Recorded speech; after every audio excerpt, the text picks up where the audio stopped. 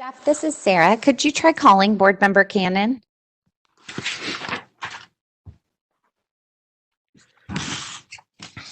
Yes, although his phone number. But if she has the phone number, they could give it to me. I'll quickly call her.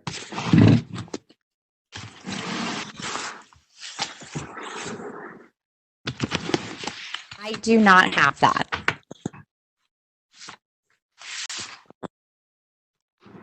Sarah, I have Board Member Cannon's cell phone. Is that what you're looking for? Is her cell phone number? Yeah, I was going to see if Jeff could call her to see if we could figure out why she can't hear us. Okay, I'll send that to Jeff. It also looks like we have Board Member Scott Hansen, who is in, but as an attendee. I think I just got bumped up to panelist status, so thank you, whoever gave me the promotion.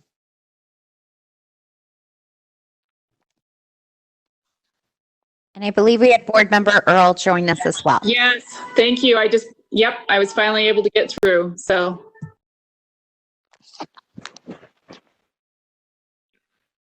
All right, so we should have enough for everybody for us to start. As soon as we can get Janet on, I'll give them just a minute to see if she can hear us. I can see her and I can hear her, but she doesn't hear any of us.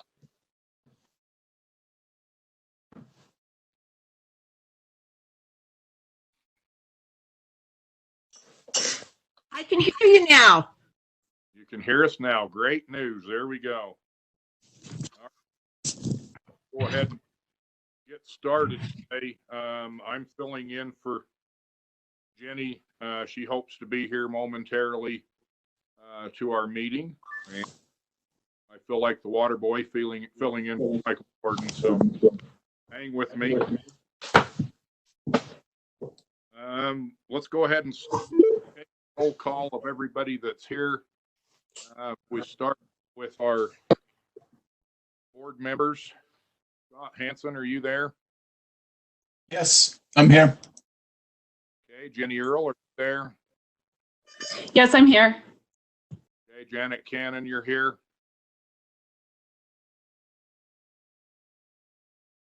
Janet, are you here with us still?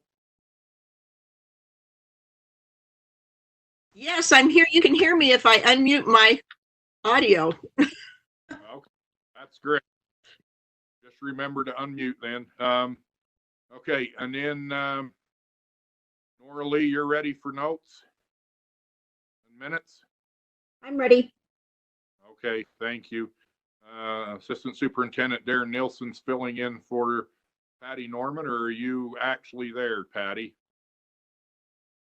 I am here, and we have Darren Nelson, who is going to be facilitating, working through anything that's electronic, but he will be facilitating, and I will be chiming in as needed. Okay, thank you so much. And most all of our other staff, other than I think Darren had a couple that hadn't checked on with their voice check earlier.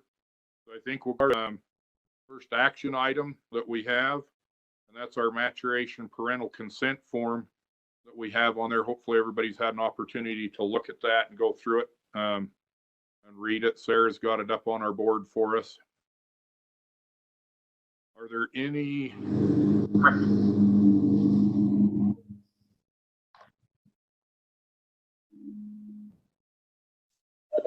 Can you see me raising my hand, Mark? I can't. There's our hand person, so you may want to. Okay. I'll just speak up then. Go ahead. Just one brief question, comment. I looked at the form that we use for sex education instruction, which I believe this one was based on. And there's a section in it that explains that if the child, if permission is denied, then the child will instead be provided a safe supervised place within the school during the class, receive an alternate assignment. I didn't see that in the form that we have, and I thought that might be valuable for parents to know what happens to their child if they say no. I don't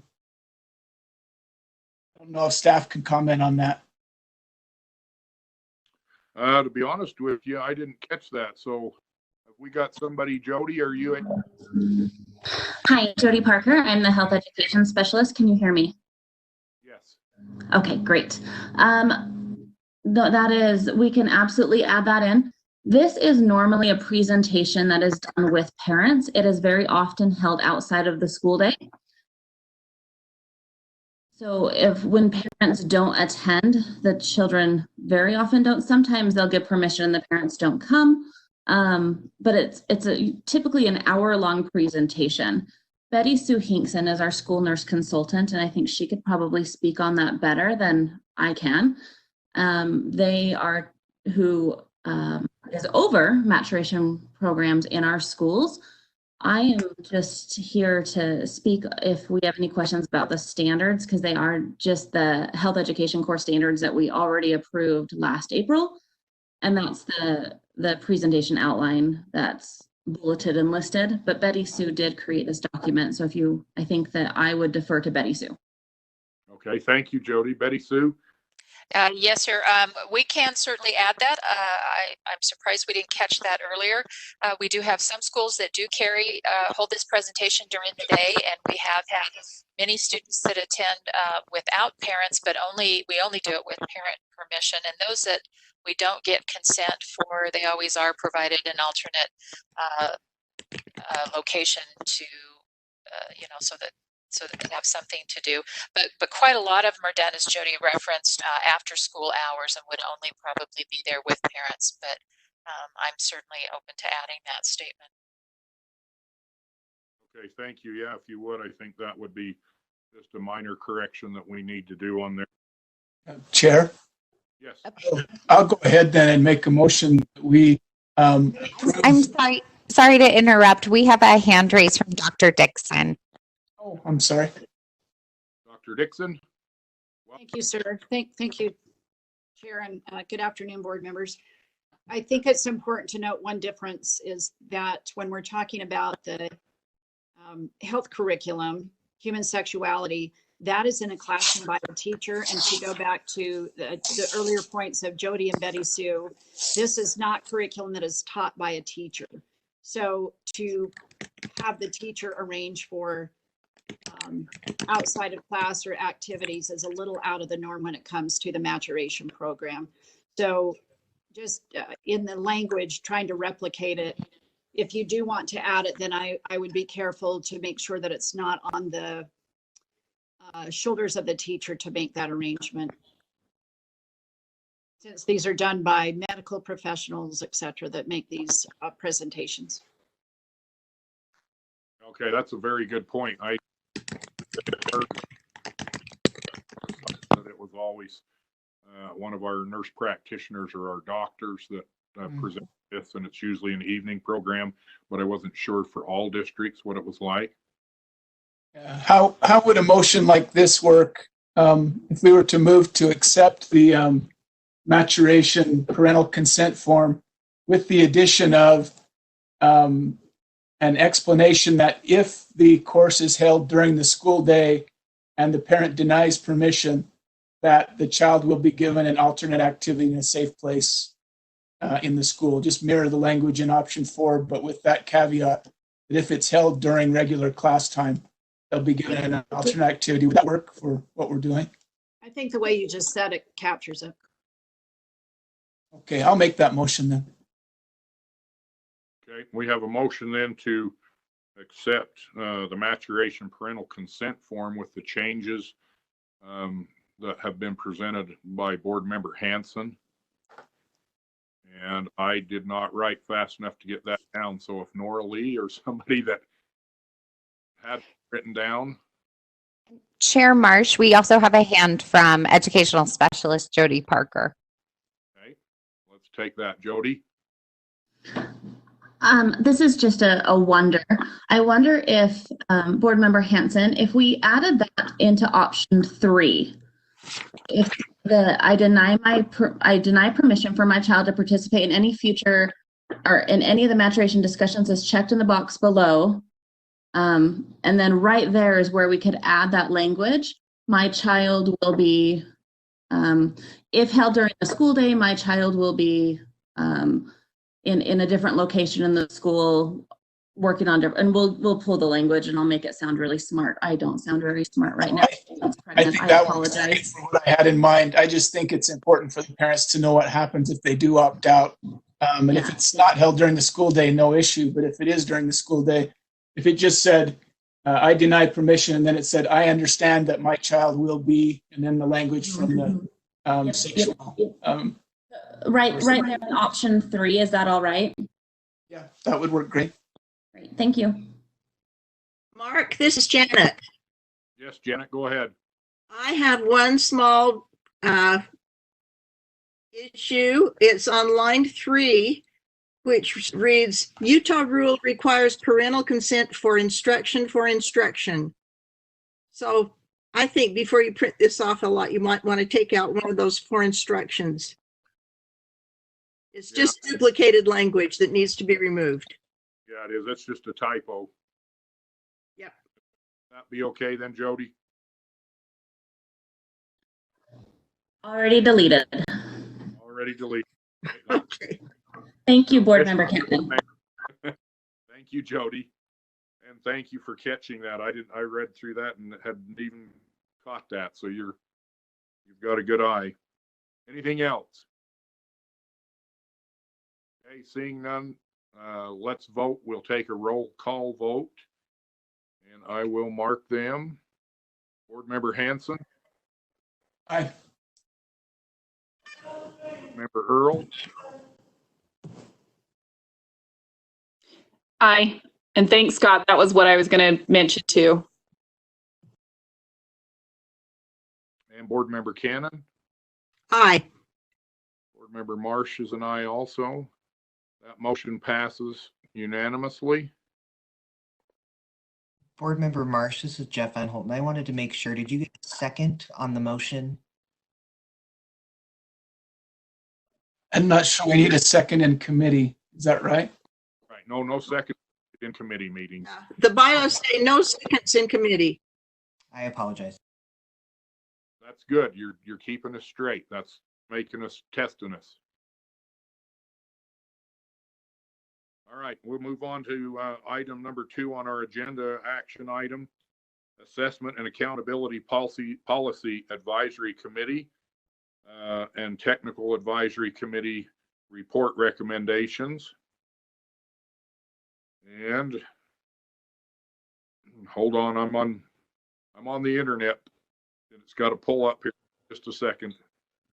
Board Member Marsh, that would be my responsibility. Darren Nielsen, Assistant Superintendent of Student Learning for the Utah State Board of Education. If you'd like me to begin, just let me know. Sure, go ahead, Superintendent Darren Nielsen. Okay, thank you. In February, on the 26th of February, staff and the committee, Assessment Accountability Policy Advisory Committee, met as part of our regularly, we meet 3 times a year, and that was one of our regularly scheduled meetings. So that group's purpose is to review assessment and accountability related issues, receive technical guidance from our consultants at the Center for Assessment, as well as our Technical Advisory Committee, which met the following 2 days. The recommendations, some of the supporting documentation that is under this item are related to those 2 groups. There were really 3 recommendations that came out of our Assessment Accountability Policy Advisory one. The first one that I'd like to talk about is related to our school accountability system. In 2018, there were changes made to our accountability system to include post-secondary readiness as one of the indicators for high schools. Within that, there is an indicator, a sub-indicator for post-secondary course taking patterns.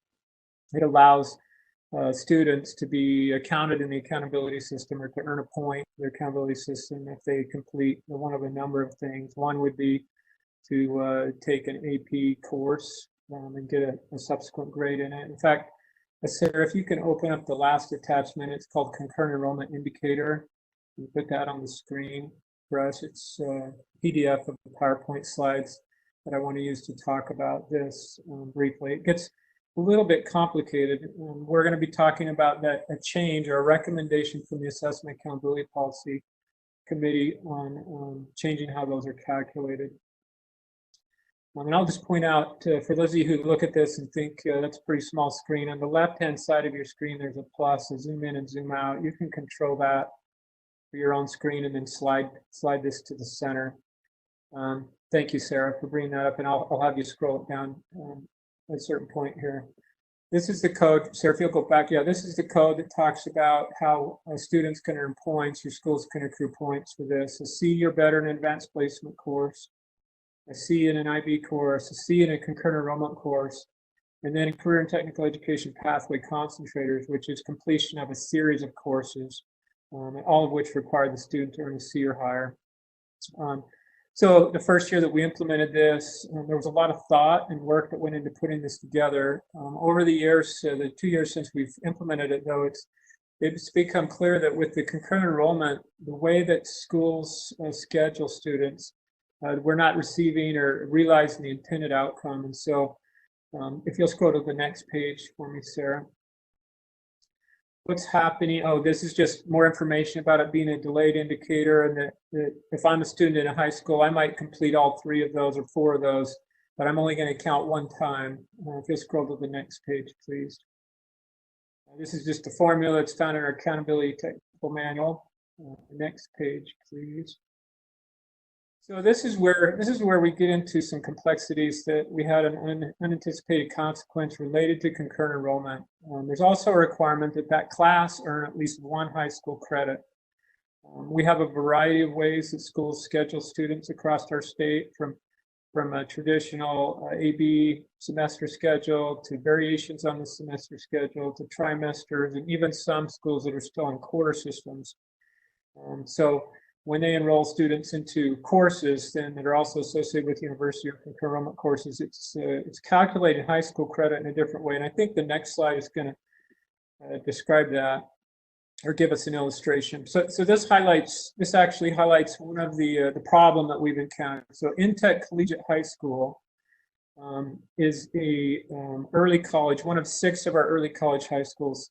Most every student on their campuses, these high schools that are affiliated with one of our universities, takes a concurrent enrollment course or many courses because they have such easy access to the college campus and a variety of courses that are offered there through the partnership or the relationship they have with the university. If you look here, though, Intech Collegiate High School, which is housed on the campus of Utah State University, their innovation campus, the bottom part of the screen shows how their accountability report for this last year looked. So they showed that 29% of their students had advanced placement. They show 0% of their students had concurrent enrollment, which is troubling, especially for a school where all of their students participate in concurrent enrollment to one degree or another. So Sarah, if you'll scroll to the next page. People would say, how could this happen? What are the circumstances that are leading to that outcome, which we don't intend, or we believe the board didn't intend to have happen? So again, on the left-hand side, we've just, Aaron Bruff in Data Statistics helped us research this problem. And on the left-hand side shows individual courses that a student's taken. So there's some that are in orange. There's some 0.25, 0.25, 0.25 in that left-hand column with a green arrow right below it. That represents the course code you'll see there. That's the same course for all 3 of those quarter credit earnings. So this is illustrating that a student was enrolled in a concurrent enrollment course. It was the same course, but it was earned over a period of different quarters. If you track the green arrow down to the bottom, the very bottom row there on the right-hand side, that same student then earned 0.75 credit for that course. If you track it further to your right, you'll see that there's a column with zeros and a red circle drawn around it. That series of courses the student took to earn 0.75 high school credit equated to 0 points for the concurrent enrollment indicator. However, if the student would have taken, that same concurrent enrollment class might have been taken at Skyview High School or Mountain Crest or Box Elder, one of the other high schools that accepts or works with Utah State for concurrent enrollment. They might have enrolled them in a full semester or 2 trimester courses, and the student would have earned a half a credit or a full credit, all for the same concurrent enrollment class for the university. So the university credit is equal at all of those. It might have been a 3 credit 3-semester hour class, but the way it displays in the high school transcript varies, again, depending on how the school schedules the concurrent enrollment class. So the discussion on the next slide down, Sarah, if you'll scroll that down, the discussion for APAC was, is that the outcome that was intended by the board? The committee believes it wasn't. And then if it wasn't, what could be done to try to mitigate that while still maintaining the rigor to make it equal to the other indicators on the course readiness place? Their recommendation is then that we lower the threshold from 1 credit to 1/2 a credit, as long as it's still for the same course.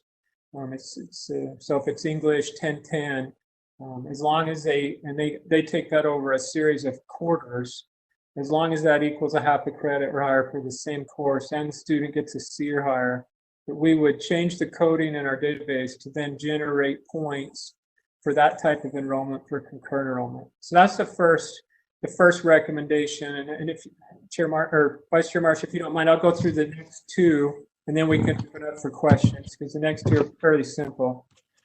The second recommendation was that this is driven through your assessment staff and talking about it with APAC, a desire for us to go through the process of developing a strategic plan, a state strategic assessment plan that would look 5-7 years out into the future, to consider balanced assessments in the state of Utah, the role that each assessment plays, and try to create a roadmap for the State Board of Education that you could look at to make long-term or strategic decisions around assessment and associated accountability, but particularly with assessment. If we look backwards 10 years in assessment, things have changed quite drastically, particularly in the way that we deliver assessments and the innovations that have come out with computer adaptive algorithms that allow us to measure. And we want to look forward and do some planning and strategic planning. It's probably not required that we brought that to the board, but something we wanted to talk as your staff with the Assessment Accountability Policy Advisory Committee, and that they supported that idea and have brought that in a formal recommendation as part of our action item today. The final item that's a recommendation from APAC is, as you might recall, we had a recent audit that was completed from the Office of the Legislative Auditor General. And it was published last fall, I believe. They were published in 2 parts. There were 3 recommendations that they made to the Board of Education related to assessment. And that attachment is in there that contains those 3 recommendations. That was discussed at length with our Assessment Accountability Policy Advisory Committee. Sarah, if you'll pull up the recommendation attachment, which I think is the second one in Civic Clerk. Yeah, so recommendation 3, while there were some elements of the recommendation from the OLAG audit, which the Assessment Accountability Policy Advisory Committee found interesting, there were also some recommendations they're not recommending the board act on. So we recommend, the committee's recommending that we accept the audit recommendations, the part to begin collecting elapsed time per item data from Utah Aspire Plus and RISE test administrations, which, as a side note, both vendors are able to provide that to us without executing a contract amendment or incurring additional costs, and to analyze the data as possible, which would be done internally with our data statistics staff. And then we would, again, use the Technical Advisory Committee to help us make meaning or understand the implications of that data that's been analyzed, but not utilize the data to draw conclusions about test taker disengagement, which was part of the recommendation from OLAG, or develop and integrate its own engagement metrics into statewide assessments. In the audit, the auditors found one vendor, international vendor, that does something with engagement information in their testing platform. But I would point out that that's one out of however many exist internationally. It's uncommon to use the amount of time a student takes to respond to a test question and to make determinations about their engagement level based upon that information. And so that's why the APAC and also our Technical Advisory Committee did not advise us moving forward with the full recommendations from the Office of the Legislative Auditor General. Those are the 3 recommendations, and it concludes my portion of the presentation, but I'm certainly open and will do my best to answer questions from board members.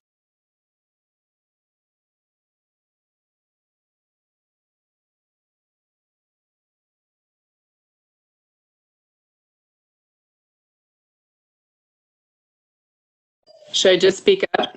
This is Board Member Earl.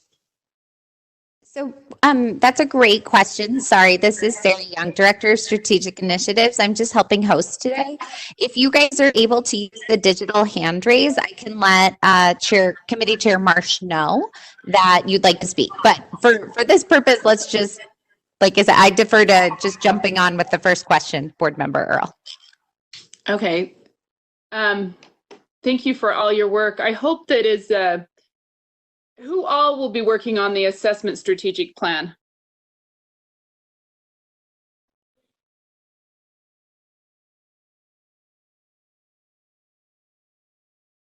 Turn off now. Did Darren go off? You still with it? I'm only hearing part of the question, so I'm going to sit quiet for just a second. Maybe it could be restated. Okay, I'm just curious, who are you looking at being on the assessment strategic plan? Yeah, it's a great question. It would need to be a wide range of stakeholders. Obviously, with our our inability to get together into groups, it has changed our timeline. I'd hoped to get approval on these recommendations at our last board meeting and then begin organizing that through the support of the Center for Assessment, who's done similar work in at least 2 other states, but it would involve large stakeholder groups.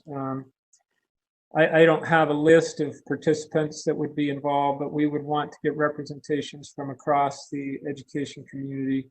And it would take, we would be looking at a several-month process to gather information and hold convenings. It looks like, depending on the future here, we might need to do those virtually. We'd prefer to wait till we could get together physically. And then, as you know, there's an RFP that will need to be opened up in the fall or in the spring of 21 related to our RISE assessment, as our current vendor's contract is emergency procurement of only 3 years. So we were hoping, we're still planning on it, if you give approval of this, that would help inform the process of writing that RFP and guiding that assessment to the future. Board Chair Marsh, we have additional questions from Board Member Cannon and Board Member Hanson. Okay, Board Member Cannon, go ahead. Thank you. Darren, as I read through this, I noted that the audit indicated there was no noticeable impact of opt-outs in Utah school accountability. Yet I know when we were trying to get our ESSA plan approved, the opt-outs were making it very difficult. So could you comment on those 2 things and how they might have come together, or what you see in terms of assessment and the opt-outs? Yeah, that's a great question that you're bringing up, the tension between the 95% requirement that the federal government places on federally required assessments, and then not just Utah, but other states that have strong parental rights and therefore support parental opt-out or parental exclusion provisions. This was interesting work. It was the auditors contracted with researchers from Brigham Young University to conduct that study. And I expect that with the publication of that, again, within the last calendar year, that you'll see additional research be done to try to validate that and or to dispute it.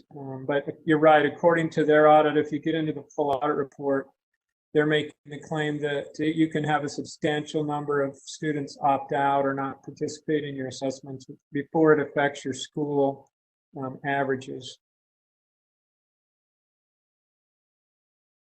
Does that answer your question, Board Member Cannon? Sort of.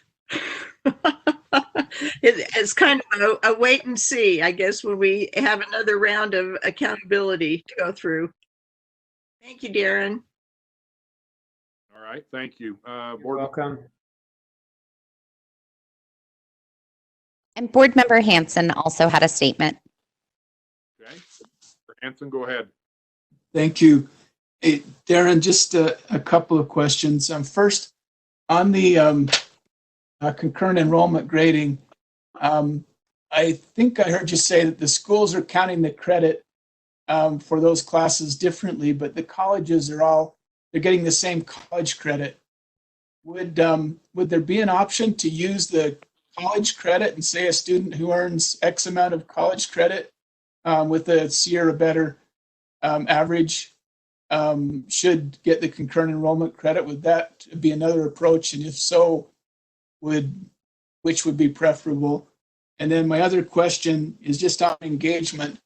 If I'm understanding right, we're trying to see if the students are just flashing through the questions, maybe, and finishing the whole test in a half hour or something.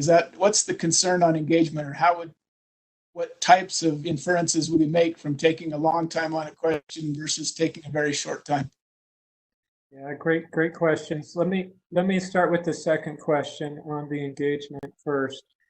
What happened is during the audit, the auditors went out and interviewed educators across the state, sampling of educators, and one of the things they heard continually from teachers were frustration with the fact that these students would take these tests. It would factor into their school accountability ratings. The community would make judgments about their school and even about them as teachers based on these outcomes. And they felt like since there was the students, it's not a high stakes test for students. There's especially at that time before the legislative session that passed the bill to allow for academic incentives, which is when those interviews took place.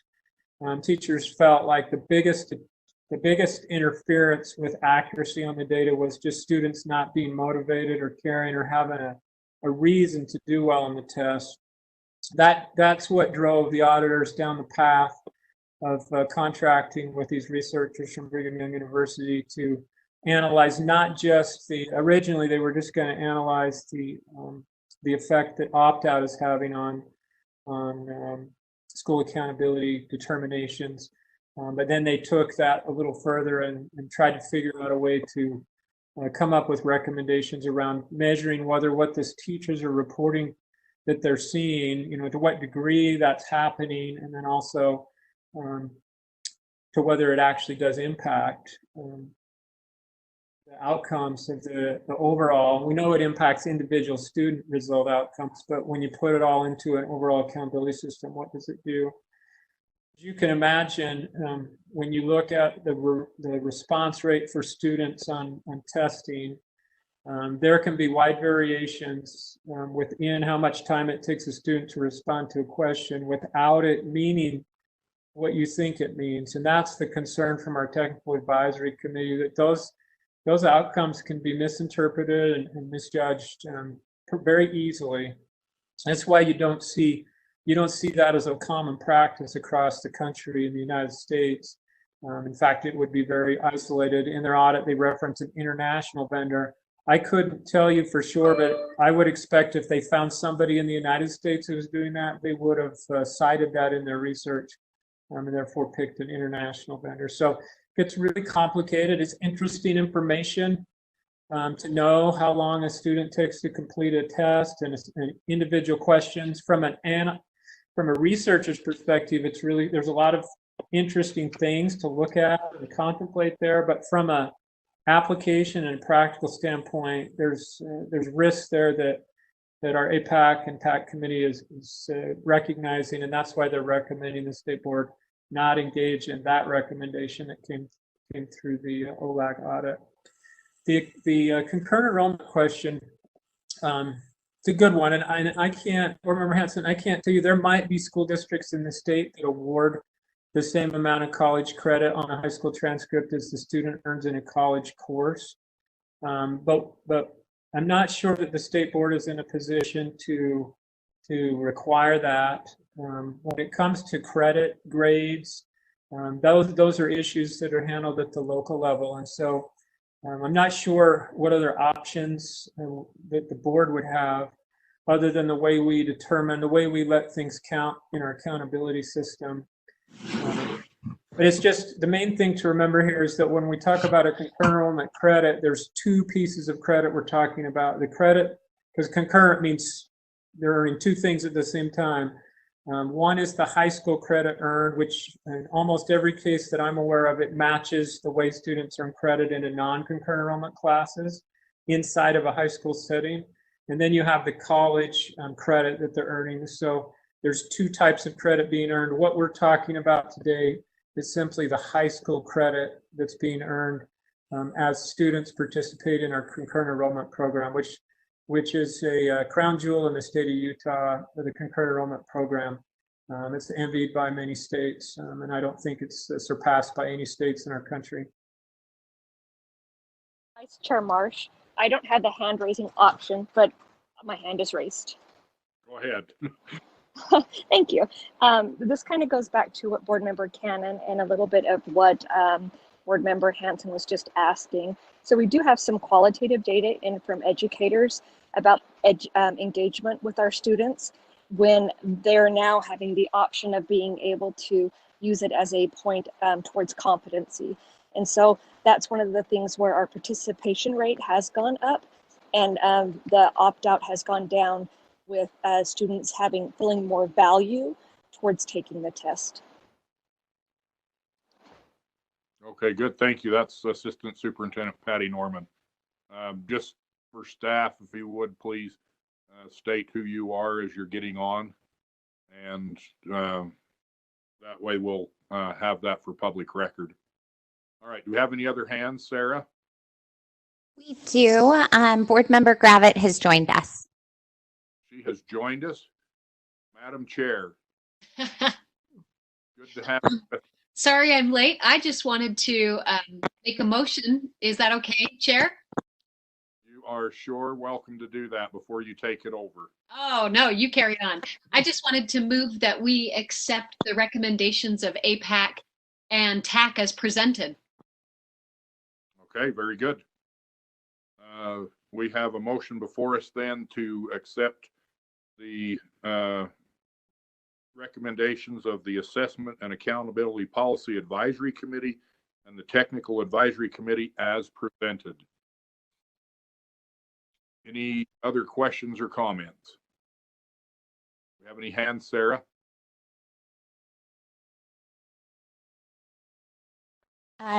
We do not. We do not. Okay, seeing no further questions or comments, we'll vote on it. We now have Chair Gravitz with us. So I will do our roll call. Board Member Hanson. Aye. Okay. Board Member Earl. Aye. Board Member Cannon. Aye. I am an aye. Chair Gravett. Aye. And another aye there. Thank you, board members. With that, I will turn the helm over to our fearless leader, Board Chair Jenny Gravitz. Thank you for saving us. Oh. I told him I felt like the water boy filling in for Michael Jordan today. Oh, well, that would be the first time I've been called Michael Jordan, but thanks. Anyway, I'm so sorry I'm late. It's good to, you guys are moving along just great. And I guess that puts us at item number 3. So this is you guys will remember, this is the 6 through 12 computer science standards request for approval. If you read through the information, I think they added pseudocode. I think that's something that we talked about last time. And we had some other questions, so we brought this one back. And I think Joel is here to talk to us about this.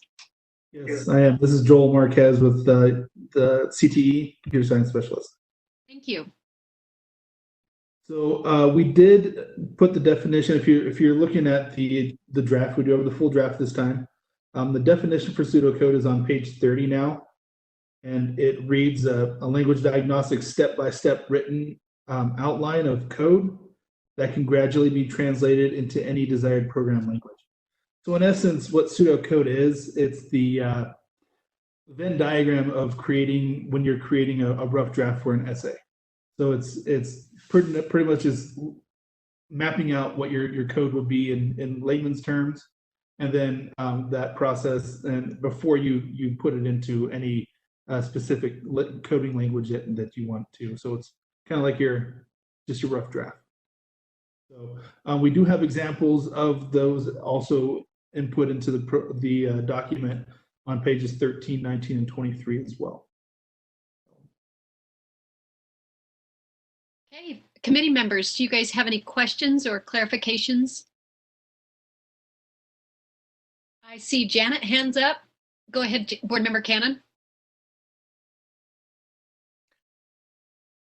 Thank you.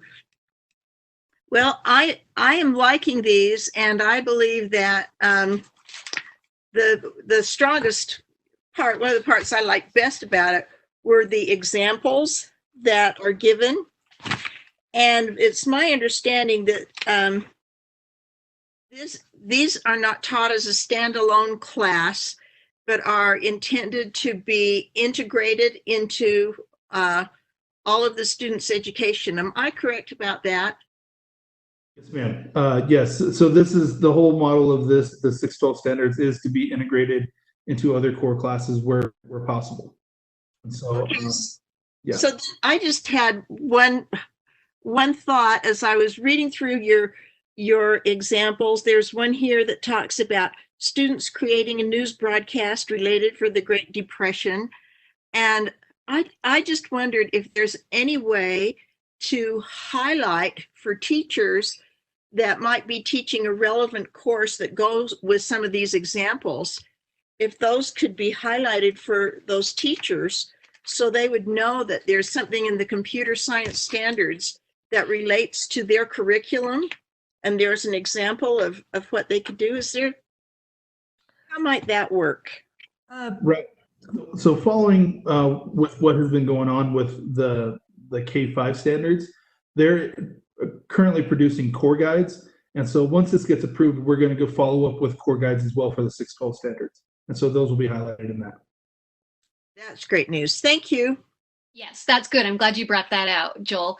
Board Member Earl, you have a question.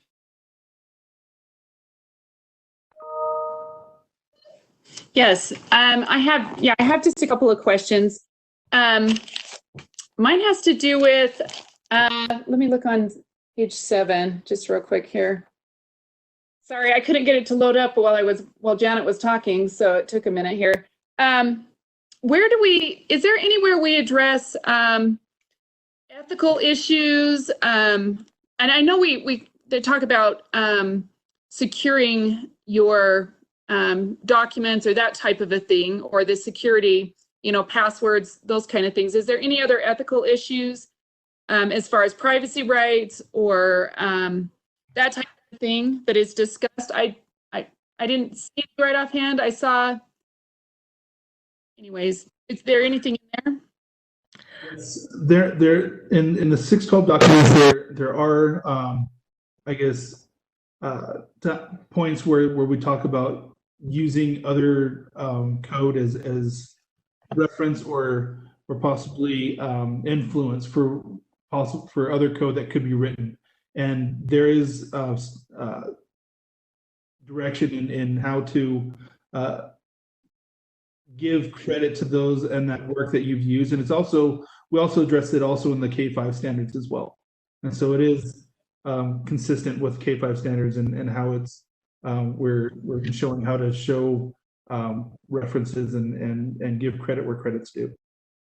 Board Member Earl, are you wanting a page number or a specific place so you can reference that? If there is one available, yes. Yeah, I know that put you on the spot, Joel, but I don't know if you either a specific place that she could reference. You're referring to something like plagiarism type of things. What about, and I guess privacy would be even having students know that collecting others' privacy and either sharing it or without consent, but maybe that falls under that as well. So anyways. Board Member Earl, This is Ashley Higgs, CTE Education Specialist. We actually have just updated the digital literacy standards that will go to you in October for approval, where we've actually talked with regards to privacy, copyright, plagiarism, that sort of thing, as well as in the K-5 computer science standards, we talk about passwords and passphrases. That was something that was brought up when the K-5 standards were being addressed. But as we updated the digital literacy standards to look at digital wellness as a whole, as well as digital literacy, we included computer science components in that as everyday needs that a student would need. And I think those would address some of the things that you're talking about. Okay, yeah, that was what I was looking for. So maybe we're going to hit that in another area. Is that what you're saying? Yes, they will be in the digital literacy standards. If you like, I'm more than happy to send those over so that you could look at them prior to October. That would be great. That's what I was looking for. So maybe we're addressing it in another area. So thank you, Jen. Thank you, Ashley. Any other hands scrolling through? Oh, I see Board Member Cannon. Thank you. Yes, I would just, if you're ready for a motion, I would like to recommend the board or the committee approve the 612 computer science standards and forward them to the board for full board approval. Okay, so we have a motion before the committee. It is to approve the 6 through 12 computer science standards and move to the full board for approval. Do we have any discussion to that motion?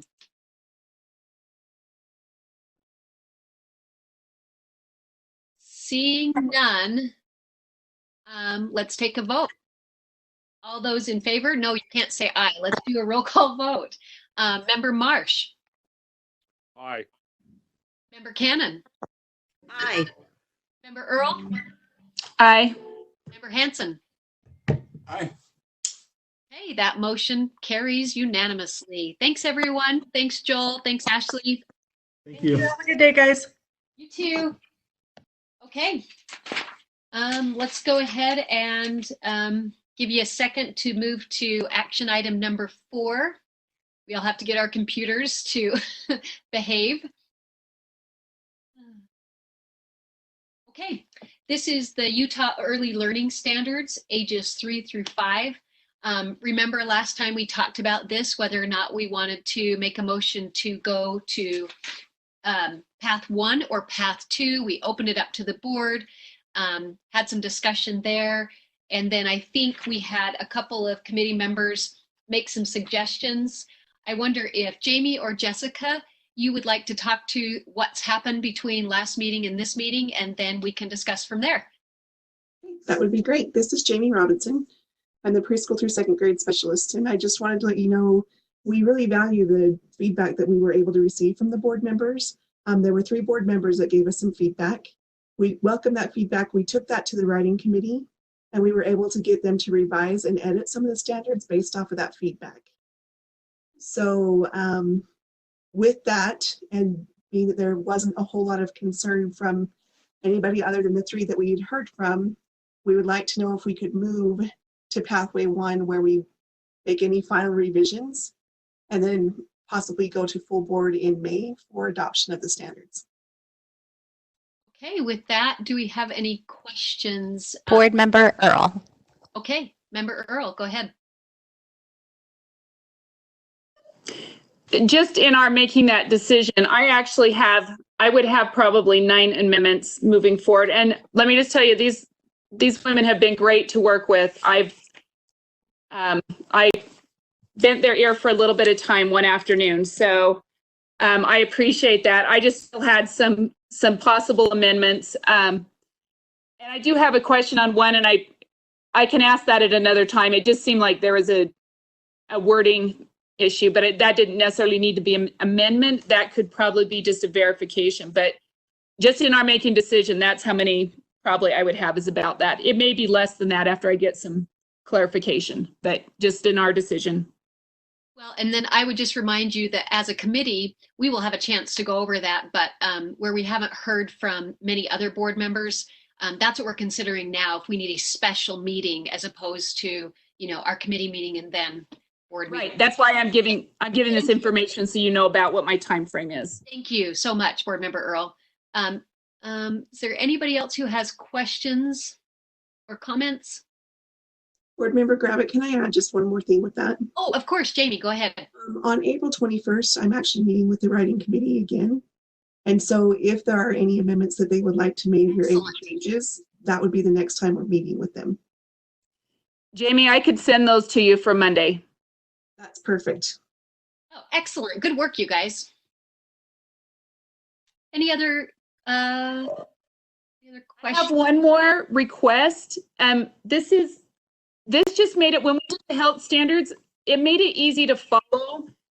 And this is just a request, and maybe it'll be easy for teachers too, but for example, where it says standard, I don't know if you can see this, where it says standard 3, if up here under lifelong learning or lifelong learning practices and social, you put an LLPS to accompany right here.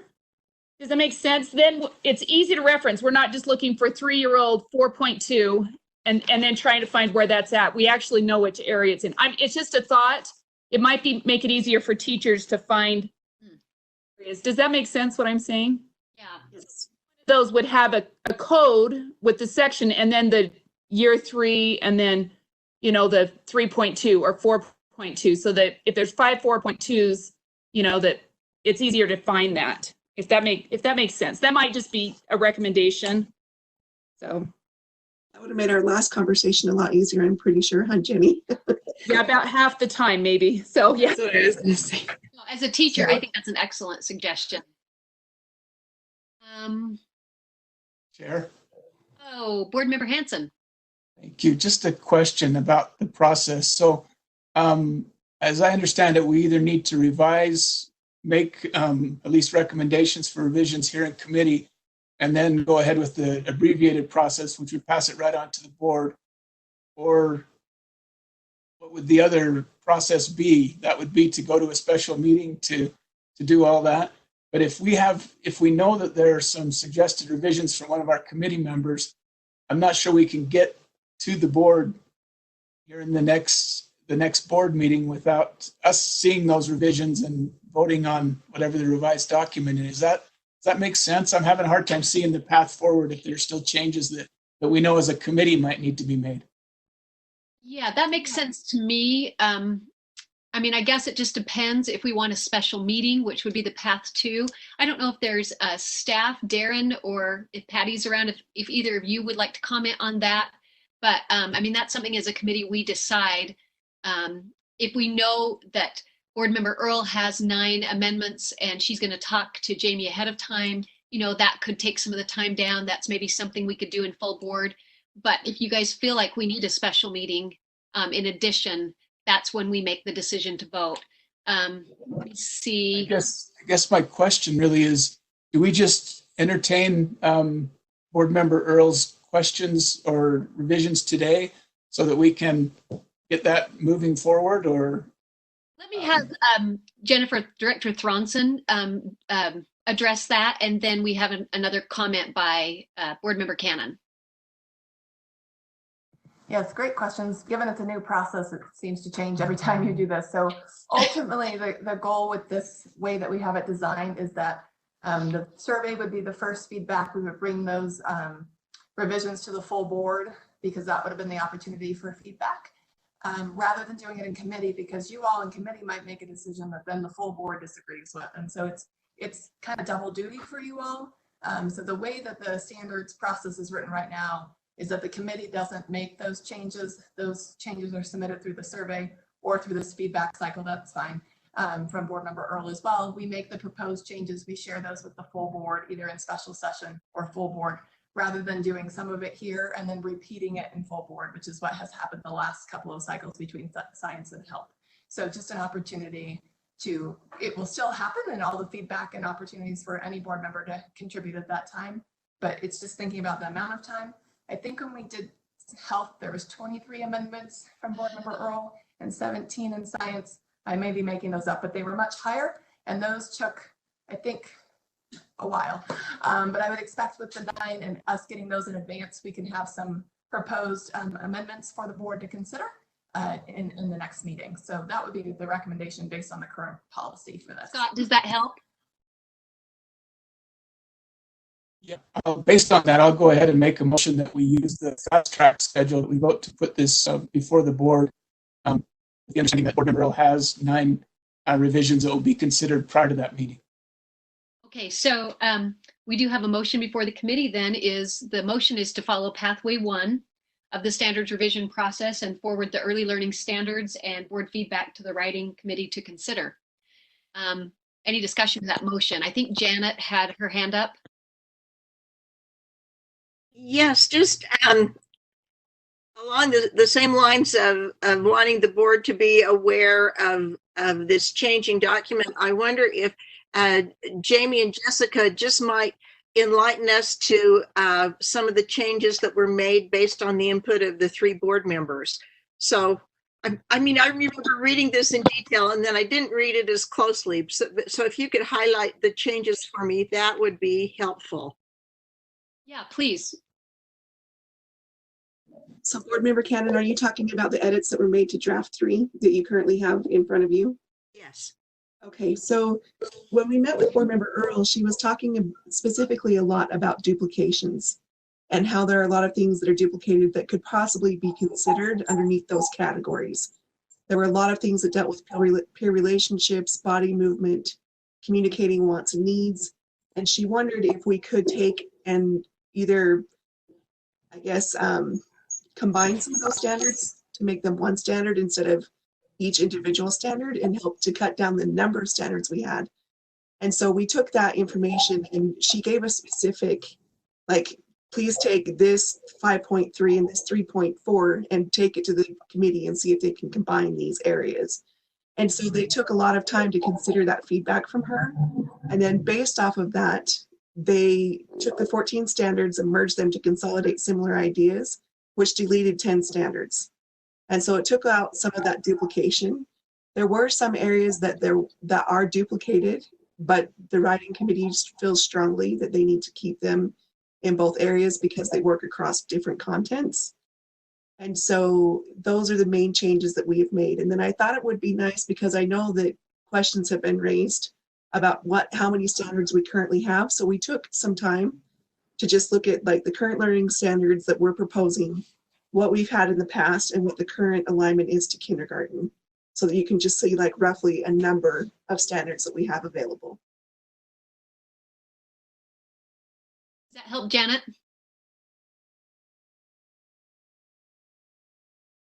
You're muted, Janet. Can you hear me? Yes. Oh, okay. I wonder if when we get this document back again with the new edits, could those be highlighted for us so as we go through here, we can easily see the changes? I would be happy to do that after we meet with the writing committee this following week and get that to you guys as soon as possible. Thank you. May I add? Excellent. Yes, please. I would propose that we create a separate sheet of what the new comments are because they were outside of the typical process for the board. So we'll bring the version you all have to the board, and then we'll bring Board Member Earl's additional amendments with how we would propose addressing those as a separate document so that we can incorporate those if they're approved by the board, given they were outside of the typical structure. Does that sound okay? Yes, that sounds great. Let's see. Seeing no other hands, okay,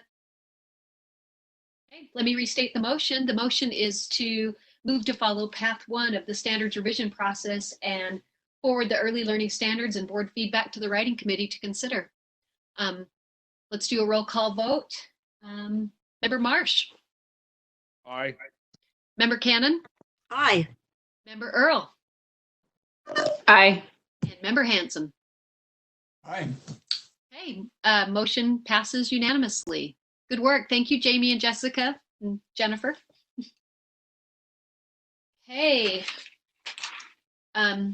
I just have to say before we move to the next item, I was kind of happy that we didn't start at 8 this morning, considering all of the stuff we had to read. So I laughed, Janet, when you said you didn't read carefully all of the early learning, because boy, we had a lot of stuff to read. Okay, we are on action item number 5, which is R277326. This is a new rule. It's the Professional Development Grant Program. And it's the first ever professional learning grant, which I think is pretty exciting.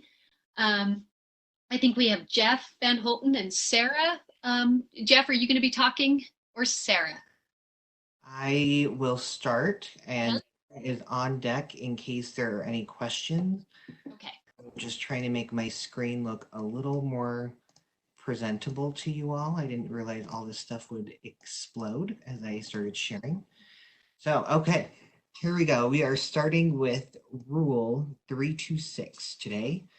For a little bit of background for everyone, this is as a result of House Bill 114. There are 3 elements to this bill. This is one of those 3 elements, which is a professional learning development grant for teachers in pre-K to grade 3 to learn and get updates on the science of reading.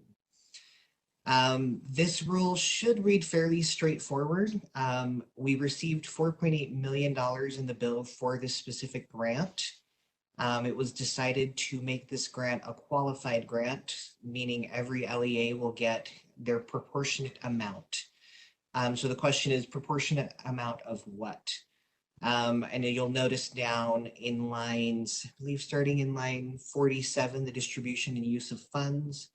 Kind of highlight, it may read a little clunky. I was trying to find better ways to make it sound more concise and easy to follow, but the idea here is there's about 8,800 pre-K to grade 3 teachers in the state. When you divide $4.8 million by that, you get around $450 per teacher. So that is essentially the formula that we're going to use. You'll notice I don't put any of those numbers in the rule because it is subject to whatever the legislative appropriation is for the given year. So it's just essentially how many pre-K to grade 3 teachers do you have as an LEA in comparison to the state total? And that would be the proportionate amount that you receive for the grant. It also highlights at the bottom the allowable and the disallowed uses for the grant itself. And I will also highlight just up here on line 33, it is important to note we tie this to Rule 406. That is the Early Literacy Plan Rule, which you'll notice is being amended today to be the Early Learning Plan Rule. We'll go into that more in a moment, but essentially to qualify for this grant, you need to have pre-K to grade 3 teachers first. And second, you also need to have submitted your early learning plan as required by that rule and required by code, which it is required by the code in House Bill 90 or House Bill 114 to submit an early learning plan. And essentially, it's a pretty straightforward and short grant process compared to some of the others that we have. So with that, I will open it up to any questions you might have for myself or for Sarah Whibkey. Okay, thank you, Jeff. I see 3 hands up. I want to make sure all those hands are meant to be. Board Member Cannon, your hand is still up. Is that correct? Okay, let's start with Board Member Cannon. And then Director Thronson, are you wanting to comment on this? No, I forgot to put my hand down. So sorry. That's okay. And then we'll hear from Board Member Earl. So start us off, Cannon. Okay, thank you, Jeff.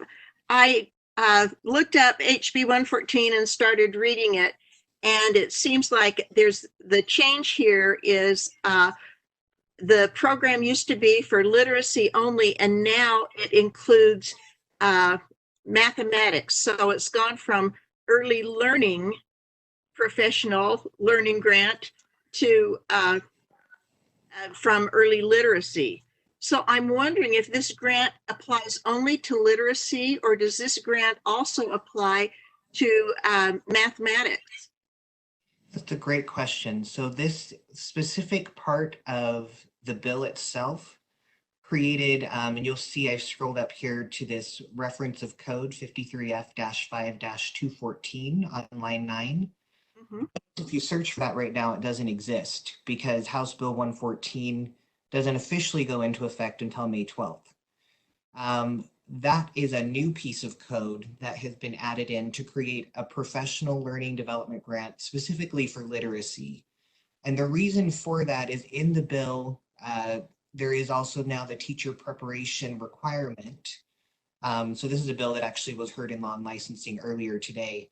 That would require, in order to receive a license, you now have to pass a literacy preparation assessment before you can teach. So this is kind of the other side of that, saying, well, if you already teach and you already have a license, we'll give you some professional learning money to learn the new things for the science of reading. Thank you, Jeff. Hey, Member Earl. Yes, my question is on line 40, I guess, sorry, 40, I mean, not 30, 40, but 40. I just have 39 here. It has to do with, so there's, so under 3, an LEA shall include in the application to the superintendent the LEA's plan, and then we list several items. 2 of those items, one is the plan, the early learning plan, and the other is the increase in benchmark assessment scores and related outcomes, which actually, correct me if I'm wrong, our early learning plans actually require increase in the benchmark assessments already. Is that an accurate? Yes. So Jennifer and Sarah, if you want to jump in at any point on this too, but I'll attempt. Yes, essentially the benchmark assessment is part of the plan, and the plan is supposed to show how you intend to increase your outcomes. So this kind of, it might feel redundant, but what we're trying to do is tie it all together in terms of you're going to use your PD money in relation. Increase your assessment results. So, okay, and this is probably going to be a theme with some of these other bills, but I do have a concern that we're creating somewhat of a high stakes testing element, even though I think our staff have done a good job of allowing, there's a lot of movement within there, but we're using one mechanism. In this case, though, we do have the comprehensive professional learning opportunities section that they can add to this as well under A, but it creates where we're focusing on one element of our education program. I just have concerns that we're putting an overfocus on those assessments in place of what should be of all the many great things that are going on in our schools. So that's just my comment. Hey, is there anyone else who has questions or comments? I see Sarah, you have your hand up. Would you like to add something? Yes, thank you very much, Chair Kravitz. I just wanted to reiterate that the next, sorry, I can't think of what it's called, board rule that we're talking about next is 406 that includes the different, I'm Sarah Wibke, I'm the pre-K through 12 literacy coordinator. Sorry about that. The next one that we're talking about is 406 that includes the math and the literacy. This one is just about the professional development grant. So it's really trying to get funds to our LEAs so that they can have professional development, which includes job embedded coaching, so that it's actually changing instruction within the classroom instead of just you go, you learn, and then it may not go back to the classroom. So this is a way to make sure that instruction is actually changing in the classroom. So that was really the intent of this. Thank you for that. And just in addition, I know it was discussed whether it was literacy or math. This would include literacy and math. Okay. Thank you for that clarification. You're welcome. Yes, I apologize, Board Member Cannon, I misspoke. There was excitement about the fact that we could get some professional development learning money for the reading of science, because that's something that has not existed before, but the code is changing to be early learning. So yes, they could use it for math as well. I apologize. I think Board Member Earl, you would like to speak again? Yeah, I just have a comment. I just hope as we're creating a strategic assessment plan that we we look at how that we look at some alternatives, some more authentic assessment items to connect, and not just, I'm not saying we shouldn't use these, but open that up so that there's other things that we can measure with and use within classrooms. Excellent point. Is there anybody else who wants to comment? Oh, I see a hand, Shannon Olson. Hi, Shannon Olson, Elementary Mathematics Specialist. I've been working with Sarah Wipke and with Jeff on this role. So I just wanted to clarify, I think Jeff and Sarah both already mentioned this, but this is part of a larger package, and HB 114 was one of the most complex bills we've ever had. And there are several components that go along with that bill, and it's this rule and also 406 that we'll look at next. And I think some of the questions coming up about the assessment would make more sense after we look at the next bill, because they're all really interconnected. But just to clarify where this is coming from a larger picture, is HB 114 basically takes the early literacy program and is now including mathematics, so it's an early learning plan. So we'll look at that in the next bill, 406. But this professional learning grant is connected to those plans. It's an additional opportunity for LEAs to get funding to support the learning that teachers need at those early grades. And I'm sure a lot of questions will come up about the assessment when we look at the next board rule. But just knowing that the line in this rule is just saying that the professional learning that the LEAs are choosing for their pre-K through third grade teachers should be aligned with whatever that benchmark assessment data indicates. Excellent. And just as a side note, this is one of the first, if not the first, that I'm aware of, appropriations specifically for professional learning that the legislature has directly given. They've been very reticent to give professional learning money up front. So this was an exciting win. Yes. I don't see any more questions. So if somebody would like to make a motion, now would be the time. Board Member Cannon? Yes, I'll move that we approve R277-326 on first reading and forward it to the board for approval on second and final reading. Okay, thank you, Janet. The motion before the committee is to move to approve R277-326 draft 1 on first reading and forward to the board for approval on second and final reading. Do we have any discussion to that motion? See, Shannon, do you have another comment, or is your hand just left up? Oh, thank you. Seeing no hands, why don't we take a vote? So, Board Member Marsh. Aye. Member Cannon. Aye. Member Earl.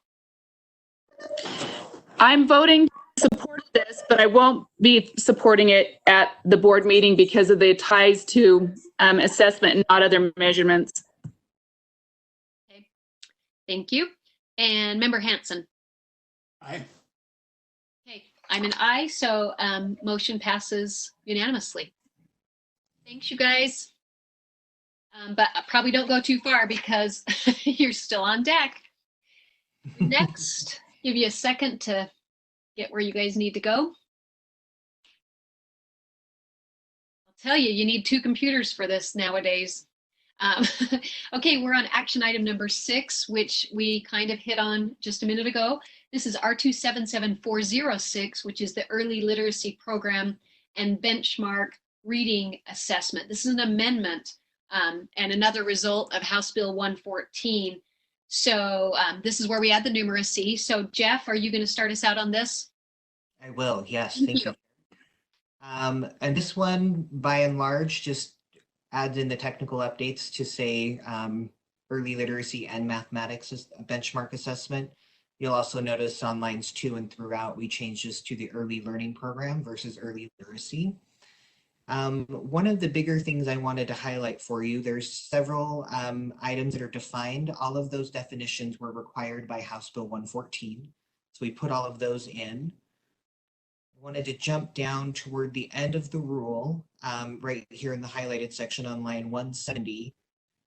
Like the benchmark assessment for literacy, the bill requires that the board set the state target percentage that students need to be achieving in order to have typical or better progress.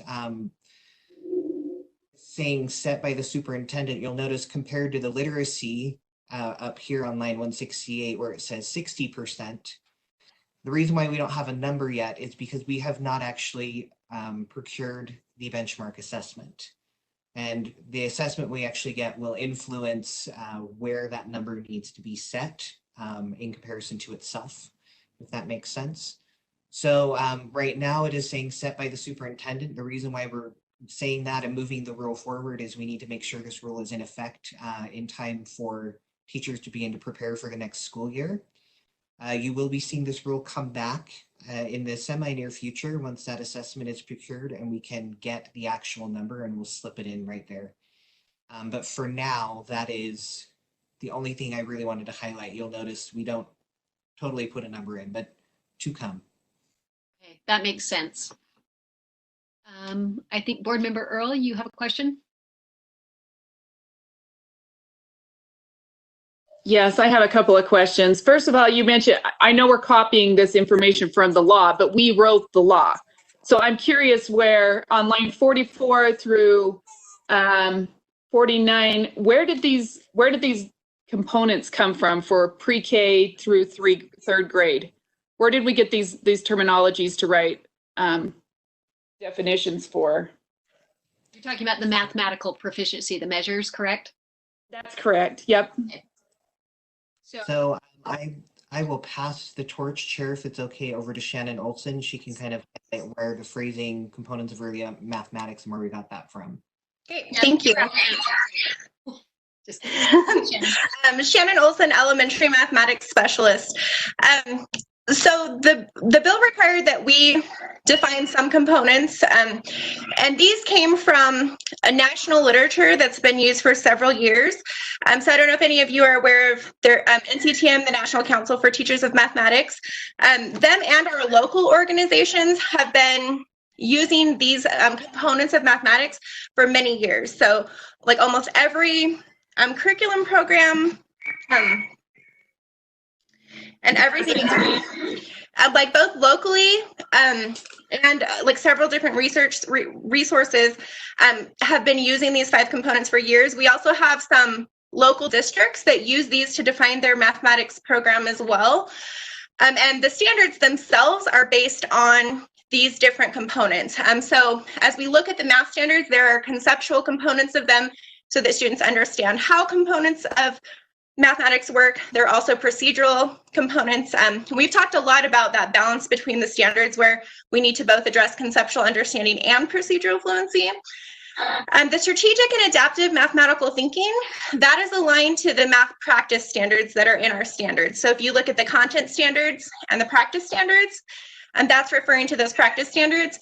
And then productive disposition is really looking at students' mindsets around math, that it's something that they can do, that they believe they can be a mathematician, that they can solve math problems. So a lot of different resources around research, and then also our local mathematics committee weighed in on these definitions. Okay, thank you. Follow up. Yes, I have a little follow-up. Well, is that making you guys hear me okay? Yeah, there's a ghost. Okay, is that better? Still getting some feedback. Okay.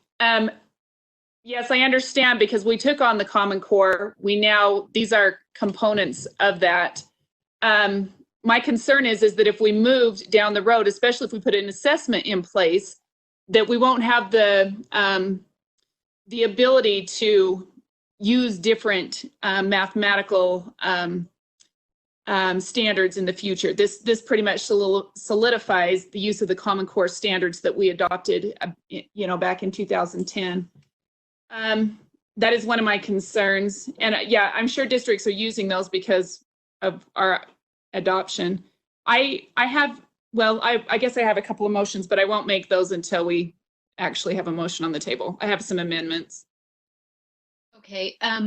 And can I, before we have member Cannon wants to ask a question, Shannon, can I just ask you, this is, since I'm more familiar with literacy, aren't these elements similar to like the components of reading, the prospect, like phonics, phonemic awareness? Aren't these separate from the Common Core? They're more like research-based mathematical elements.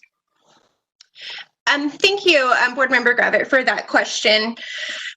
So yes, we don't necessarily have something called like the science of mathematics the way we have the science of reading, but this is definitely the equivalent that we can make a connection with. So there's a large body of literature, historical, way before Common Core, that references these components of mathematics. So if you even went back to our standards prior to our standards that are aligned to Common Core, there are also conceptual and procedural and strategic and adaptive mathematical thinking in those standards as well. These are historical parts of math that are part of our current Utah course standards, but are also part of standards we've had before, and just a large body of literature related to mathematics in general. Okay, that was understanding. I just wanted to say that. For Cannon, Thank you. I do have a few questions.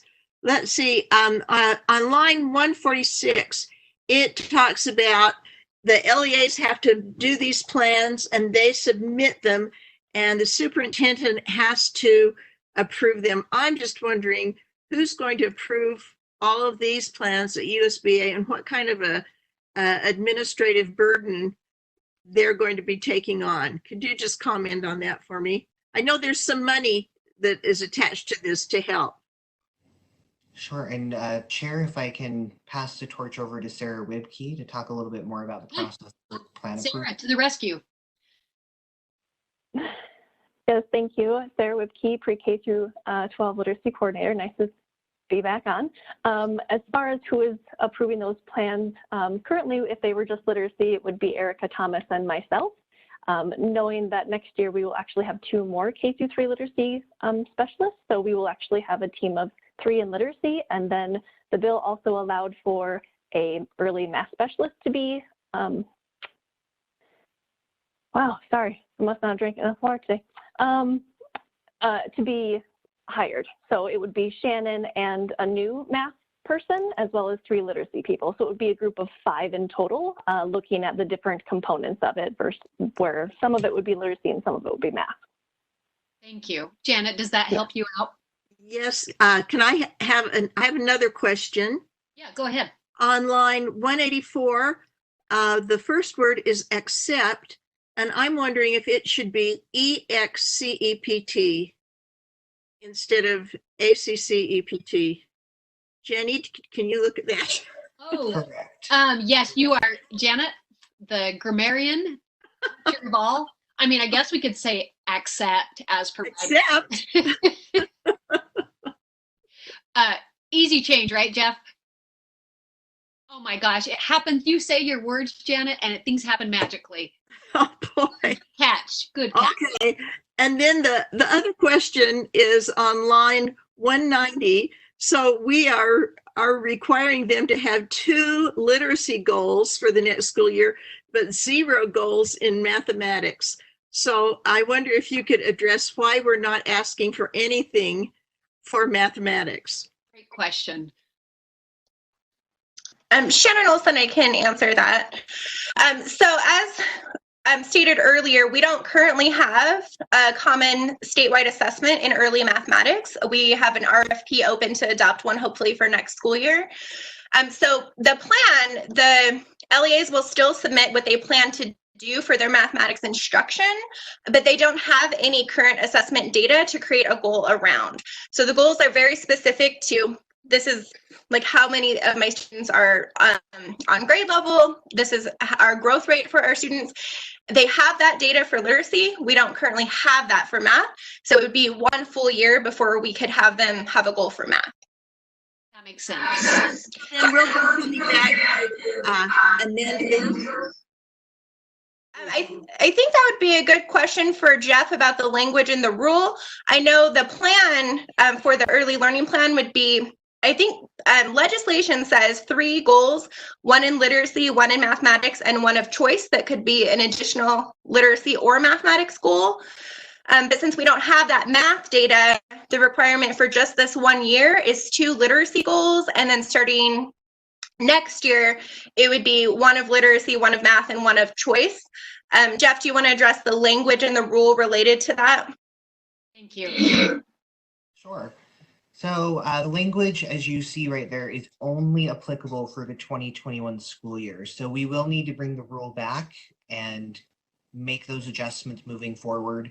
What we will do essentially is we will delete this section right here, the school year, and we will also make adjustments to say an LEA shall provide 1 literacy, 1 mathematics, and 1 local choice goal at that point. But so we will have to make that amendment in the future. Yep. That's good information. That helps me too. Thank you. I'm done.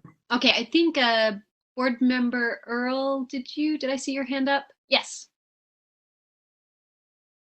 I just want to clarify just real quick here. So if they don't meet the standard that we've set through the assessments, they will then be put on into an intervention program, which is the board system of support. Is that accurate? That is correct, but I'll pass it for a second to clarify. Or Jennifer, if you would, you're unmuted, so we'll pass it. Board Chair, would you mind, or Committee Chair, would you mind? Okay. So I just want to kind of, one thing to note on this is we've been doing all of this in literacy, and this rule is really just to bring the math piece on. So we've had a system of support, we've had failing LEAs. I think we had 19 in it this year. Sarah could confirm that, but we had 19 LEAs fail. We've been supporting them all year and hoping to move them out of failure status, given they've been working hard to improve student learning outcomes. And so just wanted to kind of put that caveat in there. Everything we're doing has been in place. We're just adding mathematics to the equation. Sure, I am familiar with that. I just wanted to make sure I understood exactly what was happening here. So we have 19 currently that are not meeting the assessment outcomes that we have established. Okay, thank you. Shannon, did you want to comment on that as well? Thank you. I don't have anything else to add. I think Jennifer clarified that it would just be the same system of support that would be in place. Thanks. Okay. Sarah, did you want to? Yes, thank you. I just wanted to say that there are 23 LEAs. Yes. Okay. Thank you. Do we have any other questions or comments or? There's one from Jeff Van Holten here. And by the way, I have not introduced myself for the record. I apologize. Jeff Van Holten, Director of Public Affairs for the board. I wanted to highlight right here on lines 41 to 43 in the definition of benchmark assessment. You'll notice that it means a board approved assessment. So we'd be going statewide with the same test again, like we do with the Cadians currently. There was comments from the Superintendent's Association when they went over these rules on Wednesday. They did not like that and they prefer flexibility to choose their own assessments. I told them I would let you all know that feedback and that I would also double check everything. And I wanted to also now have to state on the record that the bill, House Bill 114, requires that it be a statewide assessment procured by the board. So there is not an ability at this point without a statutory change to allow for that flexibility. Okay, thank you for that. Board Member Earl.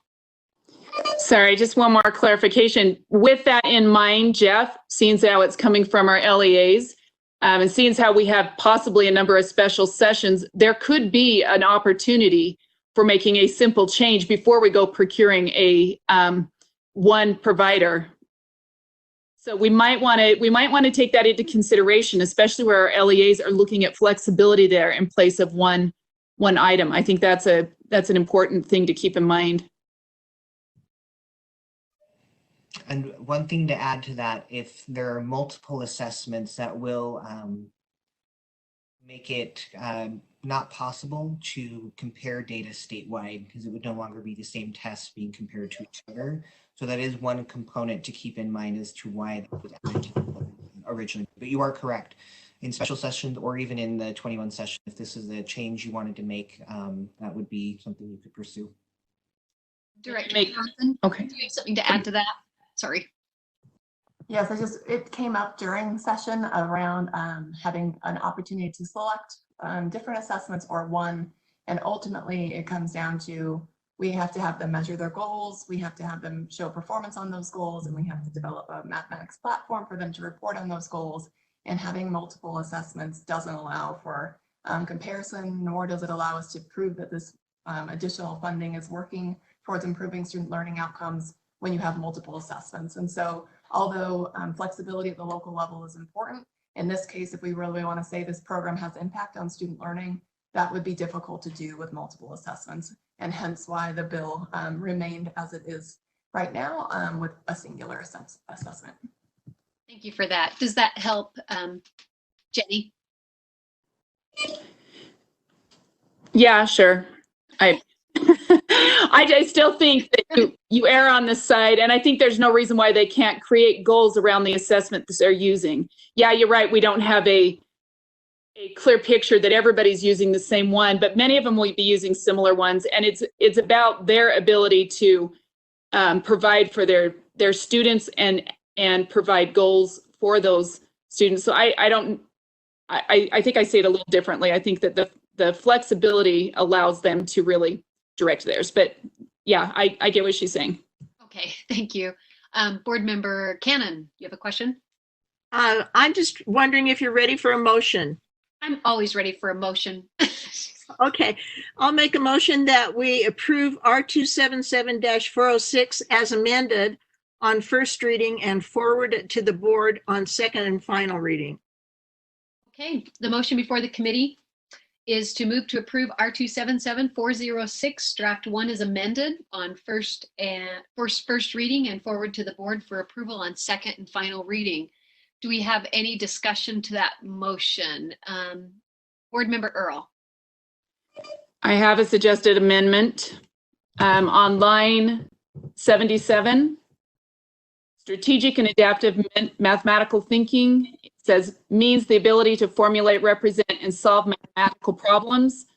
Because of the age, I would put the period there, and the rest of that I would strike. So with the capacity to justify the logic used to arrive at the solution, that would be my amendment there. Do you want me to give you? Well, that's my amendment there. I have another question on one.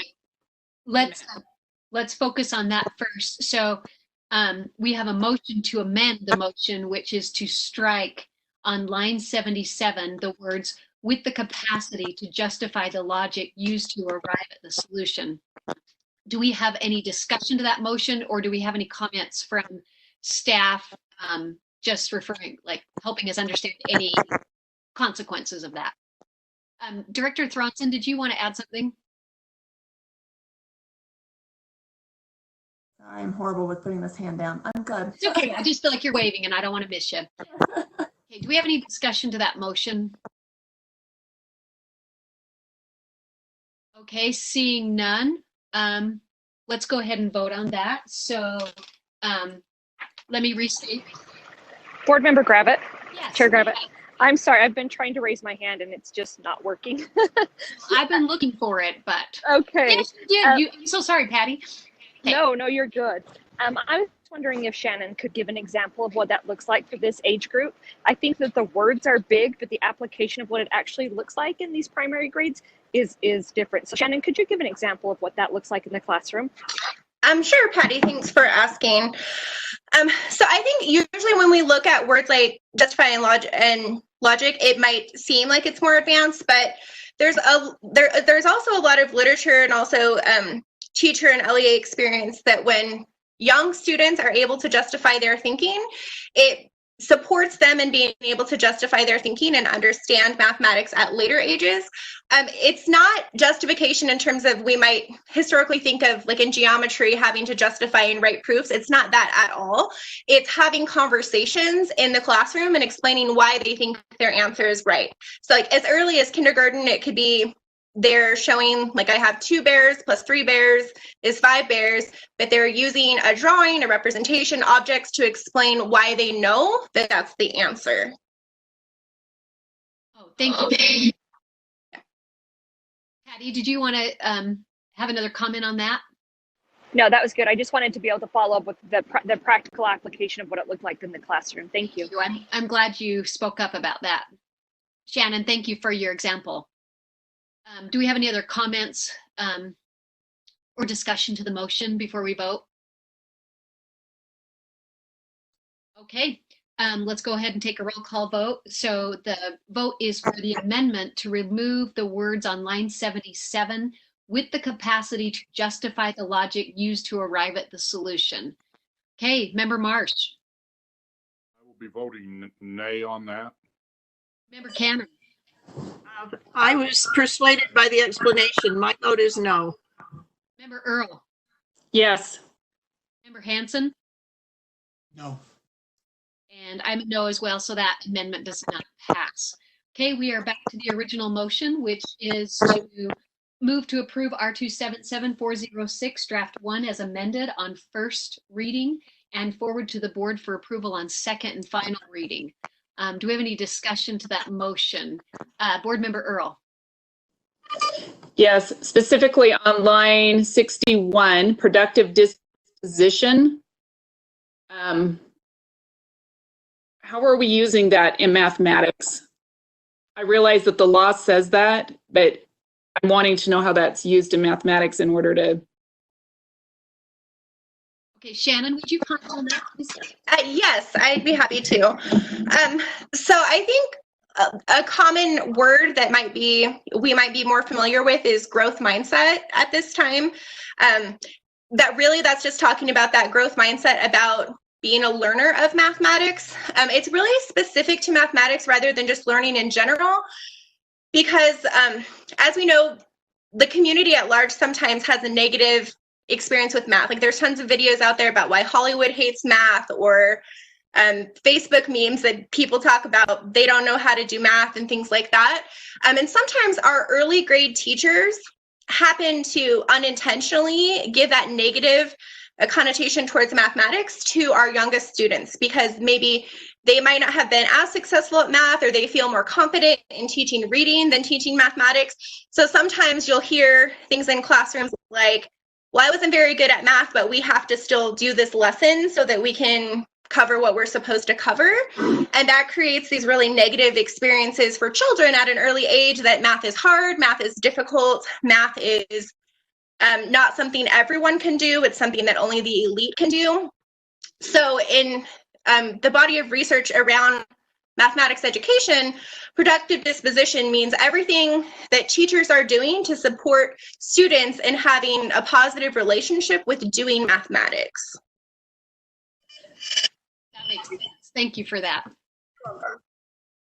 Board Member Earl, does that need clarification? Well, yeah, let me follow up. So, okay. You're talking about the teacher's disposition. This is referring to the student's disposition, and I'm curious.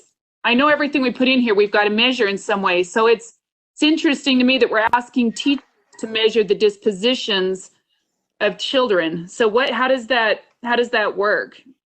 I think that's what this is referring to.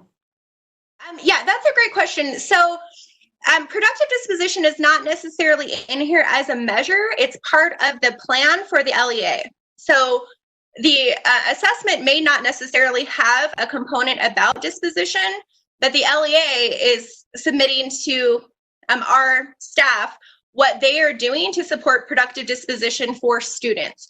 And my example was saying that what teachers do lead to student experiences. So it could be that an LEA's plan would include having some growth mindset activities around mathematics that teachers would engage students in. It could be just that in the LEA's professional learning around mathematics, they address productive disposition so that teachers are aware of the way disposition can affect students' ability to do mathematics. So it is the student's disposition, but the LEA would submit a plan about what adults are doing to support that productive disposition with students. Okay, sorry, I didn't mean to put you on the spot. No, you're fine. It does say under 3, it does say they'll measure the mathematics proficiency, and then it lists that as one of the areas. So that's why I'm asking that question. It's not, I don't see it relating to the teacher, but I would see it relating to the student, and there is a specific measurement proficiency that's required there. So I'm just trying to understand how we do that. Right. And I'd have to go look at the language again, but I'm not seeing the connection between like the proficiency being connected to the productive disposition. Just that the LEA is including a plan for productive disposition and that the measure would be actual mathematics proficiency. I'll take that feedback and great, thank you. Yeah, that's fine. Like I said, I apologize for putting you on the spot. I didn't mean to do that, but I'm just trying to understand. It just seems like a difficult thing to measure as students, and that's what it's asking for here. I think it asks that same thing in the law. So I'm curious what that looks like. So maybe you could just get back to me on that. That's fine. Okay, definitely. We can follow up. Thank you.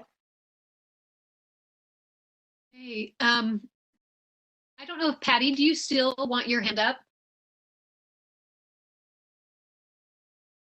No, but now that I know I can, I might just be doing a lot. So, well, thanks. I thought because you love math so much, you wanted to like give us a problem. Thank you. Okay, Board Member Earl, do you have another question?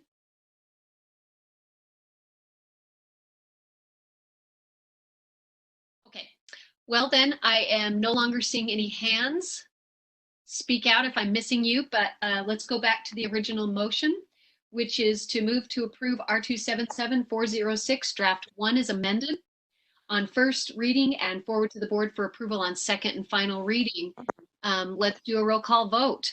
Member March. Aye. Member Cannon. Aye. Member Earl. No. Member Hanson. Aye.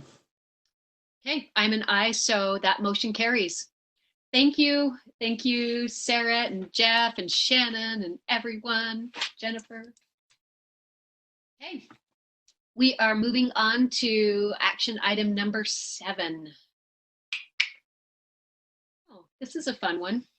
So this is a new rule. It's R277327, School Leadership Development.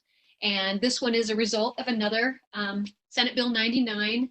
And I think Jeff and Lisa are going to talk to us about this, but I think Jeff's probably going to start us off.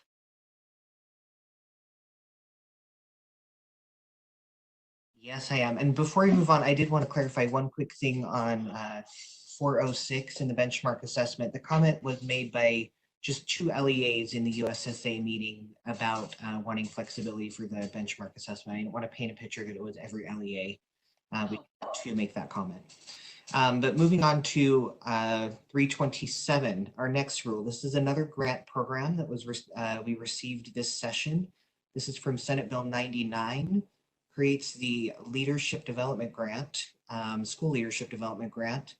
As you may recall, this bill has 3 populations it's specifically targeting. It's targeting aspiring principals, so those who are up and coming leaders that are not yet principals, new principals who are within their first 3 years, and existing principals. And for each of those 3 groups, this provides some money and some guidelines and parameters for a grant program and a professional development program that an LEA would develop to target those 3 groups of individuals so that they can be trained up and the most effective leaders for schools that we can possibly get. That is a very important component of success in our schools. So specifically, I'm going to jump to the meat of this bill or rule, not a bill. We took the money, we received $5 million from Senate Bill 99. And what we did is we split it out into 2 different grant programs in this rule. So you'll see here in section 3, we have a planning grant. This is a qualified grant, meaning every LEA who applies and meets the application criteria will get the same amount of money, or the formula-based amount of money. In this case, you'll see it's just straight up $15,000 for a planning grant. And essentially what you need to get the planning grant is pretty much a list of some assurances and provide some timelines as to how you want to, the actions you'll take to develop your plan. The big part I want to highlight about this, however, is you will assure right here on line 61 and 62 that you will attend the school leadership development workshops. The idea really here is, in this role, you'll get $15,000 to develop a plan, but the state board staff and Lisa Young, who is on with us today, will be providing a series of workshops or courses to kind of walk them through the plan development process. So this isn't just handing money out and saying, good luck, hope you figure it out. This will really walk them through what it is that we at USB are expecting in an ideal plan. And you will need to have those plans developed by December 1st. And you do need to apply in order to keep that $15,000 for the implementation grant. So the second step.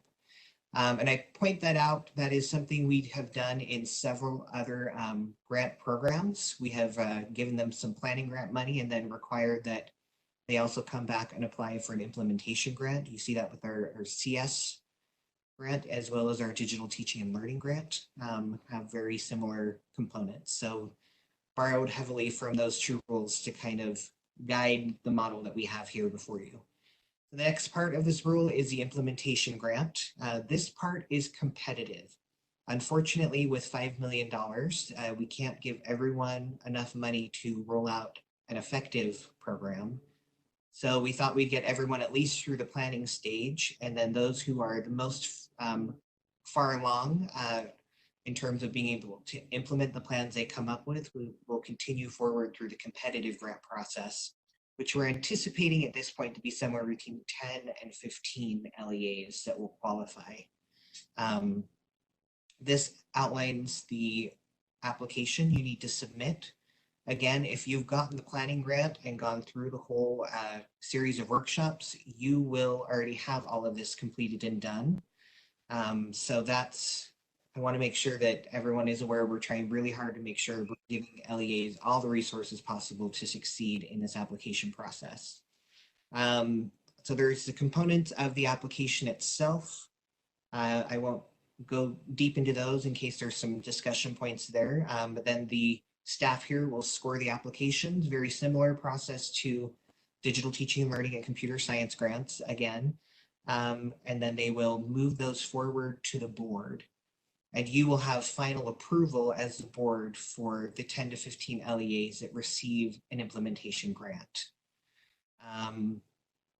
If the board denies any one of those chosen ones, so essentially we'll have the first weeding out process with a committee, and then the board will come in and approve or deny each of those. If any of those are denied, we give them the opportunity to make the amendments to their application and plans that the board requires before moving forward. We've got some reporting requirements in the end, and I did want to highlight, we also create in this rule, trying to find the line where I establish it, the evaluation team right here on line 126. So this is going to create the team, the committee that reviews the plans, reviews the applications, handles the reporting for those who receive an implementation grant, and all of the great things that, in terms of data analysis. So with that, I will pass it back to you, Chair, if there's any discussion points, and Lisa Young is on deck to answer any in-depth questions you may have. Great, thank you, Jeff. Board Member Earl, you have a question? Yeah, I have two questions. My first has to do with funding. A lot of these programs we're talking about right now, do we have any idea if, well, we probably don't have any idea right now, right? If the funding's going to be there, we're just going to move ahead and cross our fingers kind of a thing, or do we have any, on any of that? So there's been indications from the legislature of a whole range of possibilities. Right now we are moving forward in the normal that was the end of the session, and we will continue to move forward. All of these grants, you are right, there is always the possibility that due to the current situation and the economic downturn that we're experiencing because of it, there could be a need to make some budget cuts, including cutting back some of the new funding we received. If that does happen, having the policy infrastructure, as I call it, in place, so the rule and the law, that's fine. We just wouldn't move forward with actually running any planning grants or implementation grants because we wouldn't have the money to do it. But so we would still have these things in place, but they would kind of be dormant until there is money appropriated by the legislature. Okay, and I have a second question, if that's okay. Yes, go ahead. Okay, so so there will be a needs assessment that is filled out. We'll put that together at the state office. They'll fill that out, and then they're going to submit a plan to us of how they're going to accomplish it. Is that right?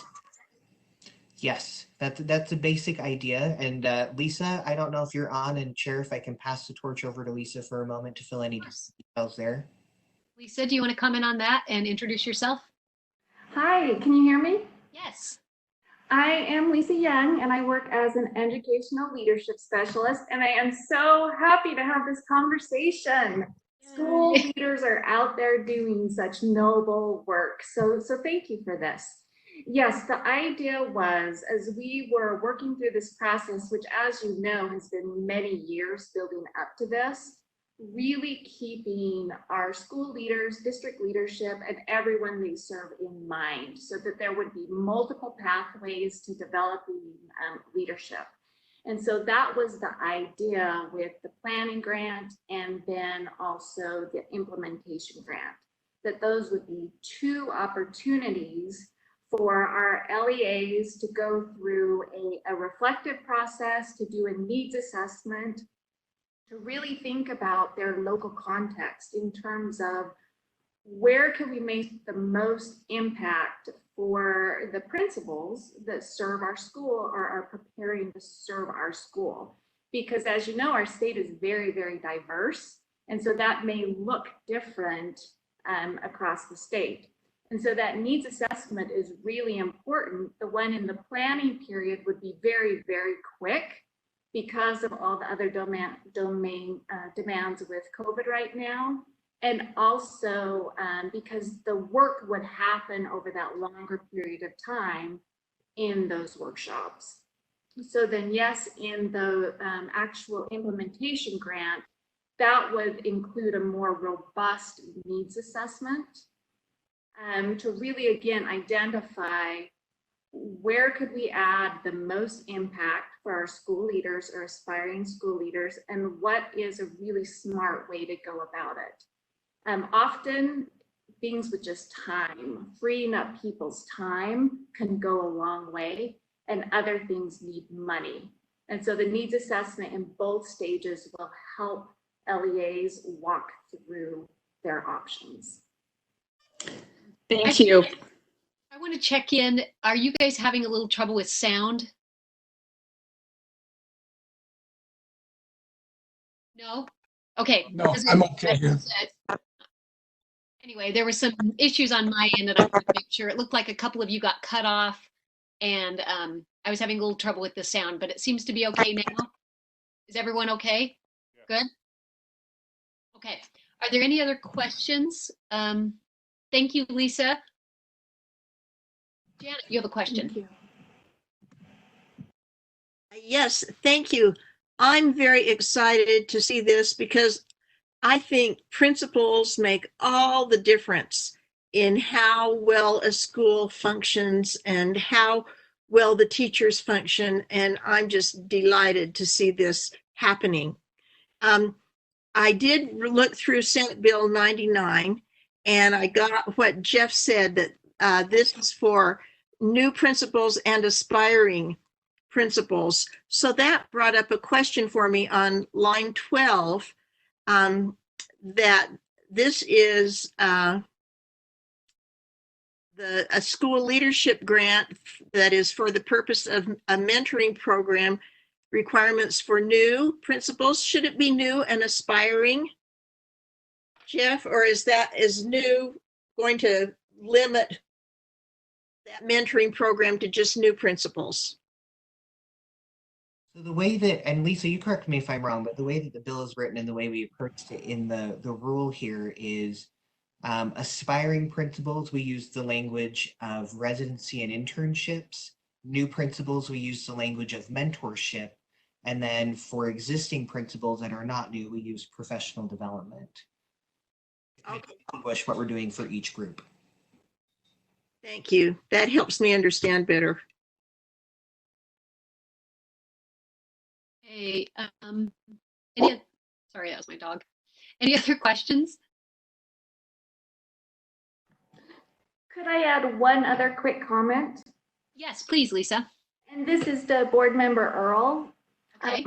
The grant is really, really important because it has the funding, it has the support, it's taken in into account lots of different pathways for all different kinds of LEAs, and to really support their local context.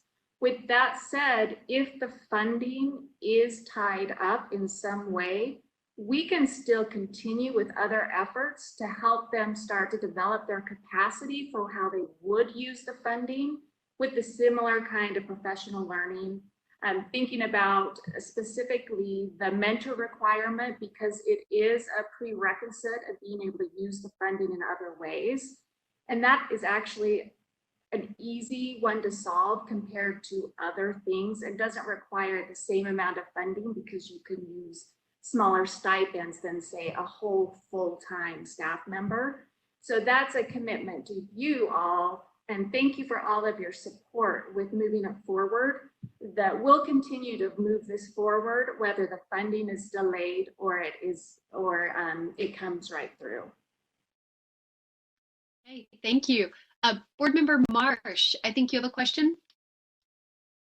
I do. Thank you. Not necessarily a question, but just a comment. I think that this is an important program, the way they've got it laid out right now, to have those courses and short courses about, I guess the political side, the leadership side, everything that it takes to be a principal, because for small school districts, of which we have a great number of them in this state out in a rural area, sometimes they don't have the ability to get to all of those little pieces other than just, hey, follow me along and watch what I do. But I think it's good to open up those future leaders and future principals' minds to what can be done, what should be done, and to make it available so that they can professionally grow in their realm to be ready to be a principal, get there, because a lot of small school districts don't have assistant principals. A lot of times they're only a teacher who is a backup in case the principal is not in the building. And so I appreciate the effort that's going into this. Thank you. I just want to let you know that I'm having a little bit of technical issues over here. So if I disappear, somebody come save me. No, if I disappear, carry on. But I just am worried that there's something going on with my connection. But I can kind of hear you guys. Question, Chair Gavitt. Pardon? Scott Hansen with the question. Is that Board Member Hansen?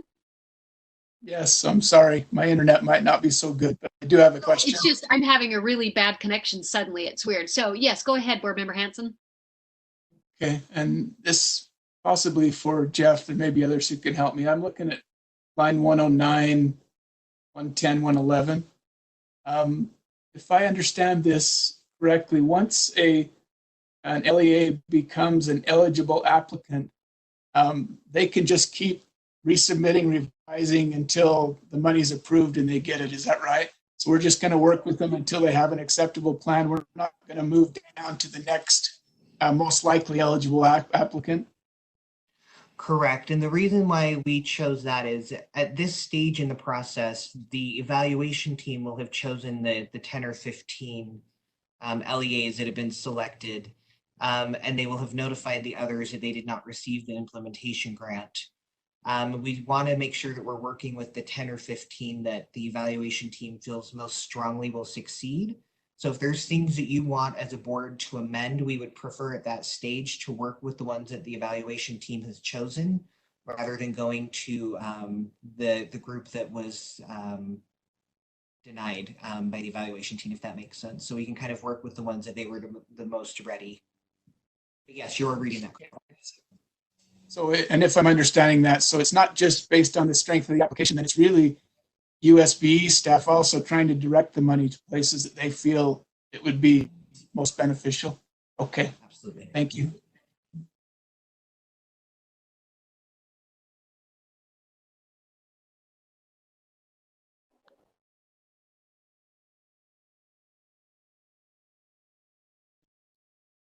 Chair Gravitt, are you there? Can you guys hear me? My computer keeps freezing. I think I'm going to go back out and go back in. So Vice Chair Marsh, will you take it from here until I can get back in, please? Yes, I will do that. Okay, I'm going to try something because if it's only me, it must be my connection. So I'll be back. Carry on. Okay. Are there any other hands, Sarah?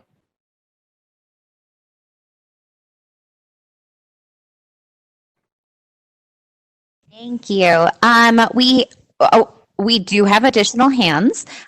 So I am seeing board members Cannon, board members Earl, and then yourself, Mr. Marsh. Okay, I am like Dr. Thronson. I will get in there and take myself out of there because I should have put my hand down. Okay. Oh, okay. Lowered my hand now. All right, now I'm out. All right, board member Cannon. I'm wondering if you're ready for a motion. If so, I'll be happy to place one. I am ready for a motion.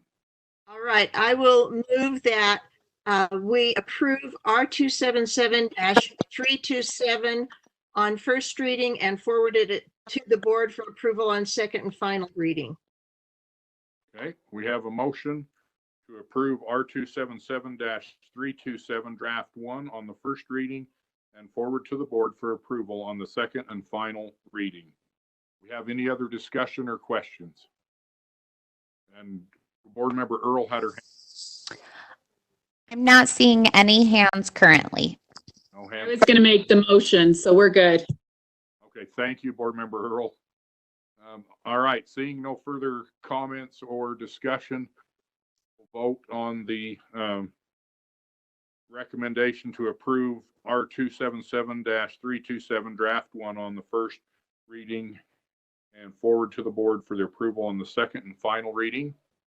And I will take a roll call vote. Board member Hanson. Aye. Board member Earl. Aye.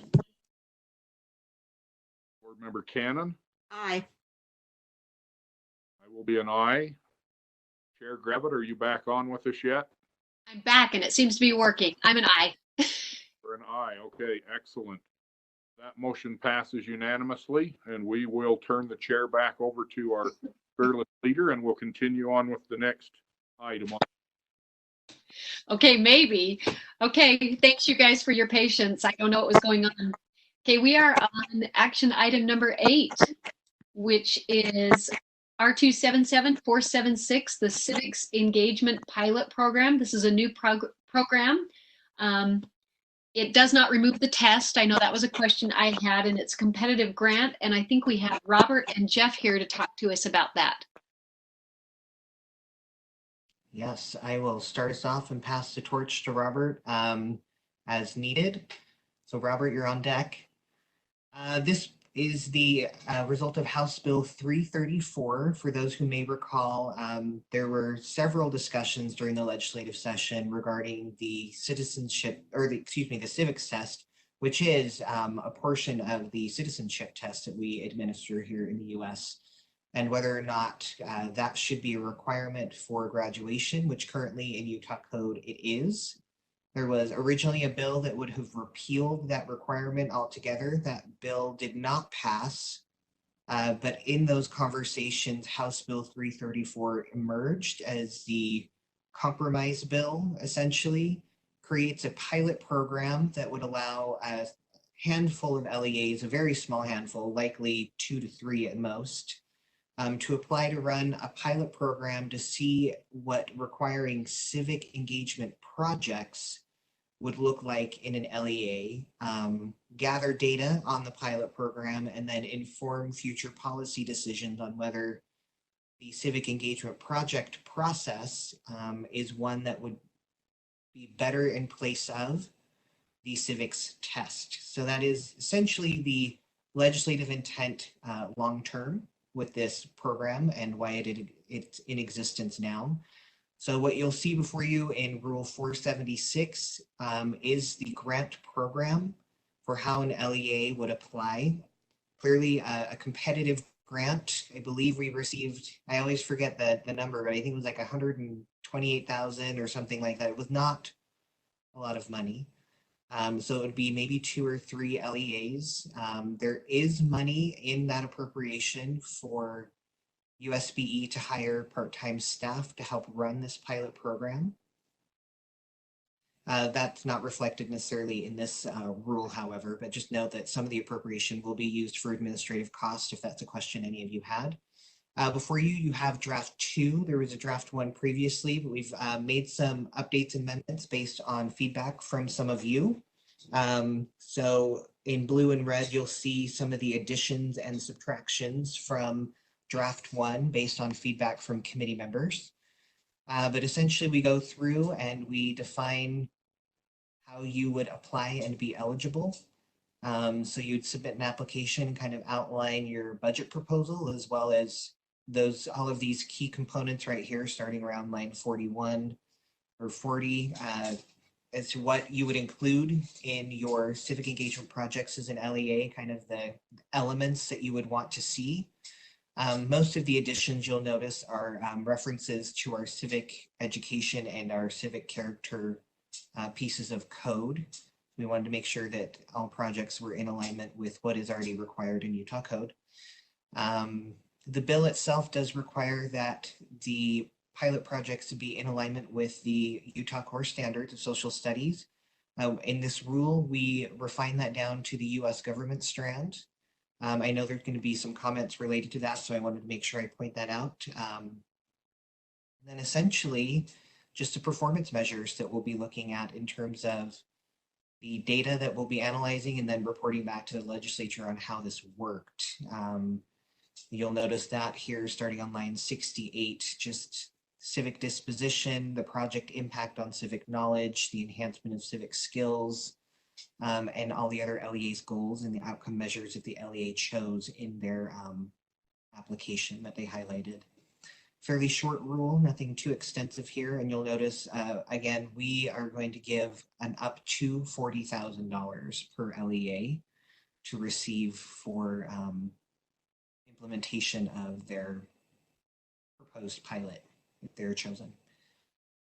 But with that, I will pass it back to you, Chair, with any discussion points. And Robert Austin is on deck and ready to take the torch at any time with those questions. Okay, thank you. Do we have any questions or comments for Jeff or Austin?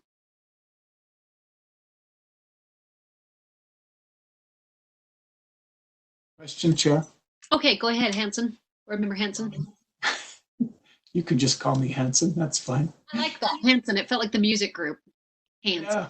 Oh, I don't know if you can call me that then, if we're going to go in that direction. I can break out into song. First question was on line 20, and this might be a little ticky, but we're saying civic disposition means a student's desire to actively participate in civic processes at each level of government. Should that be at any level of government? Or do we want them to have to engage at local, state, federal? The idea was to include any. So yeah, it doesn't have to be every single, but it could be a range of options. So any would be a more appropriate word. Yeah, I think any would be more appropriate on that one. And then that would be my comment too. Okay. One other question. I didn't know, how long is this grant good for? Is the plan supposed to be multi-year, or is it just a single year? And it's probably in there somewhere and I just didn't dig it out, but so it's in the bill. It's a 3-year grant program. However, the money was appropriated to us one time in some budget negotiations. with the gentleman's handshake that we would be able to come back next session and receive the funding for the rest of the other 2 years of the pilot. So in the rule as specified that it's intent, is that our intent that the plan would be for 3 years? The intent would be a 3-year plan unless, Robert, I am incorrect on that and we wanted to do 1 year just because of uncertainty with funding. So maybe I'll draw Robert up on deck with me and make sure I'm correct. Yeah, Robert, do you have anything to comment on that? This is Robert, Austin's K-12 social studies specialist. Yeah, I mean, again, it's the hope would be 3 years.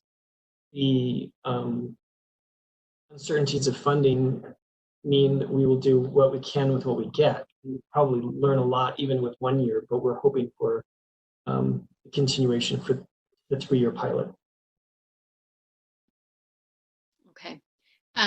Maybe directly to ask the question. We make provisions in the rule for an annual report, which it looks to me like there'll be an annual progress report. So we're anticipating it's going to be multi-year. In the plan that they put together, should we specify the number of years they should plan for before we give them the money? That's the question. I think that's a wise amendment to make to the rule. So where would that go? What line would that be on?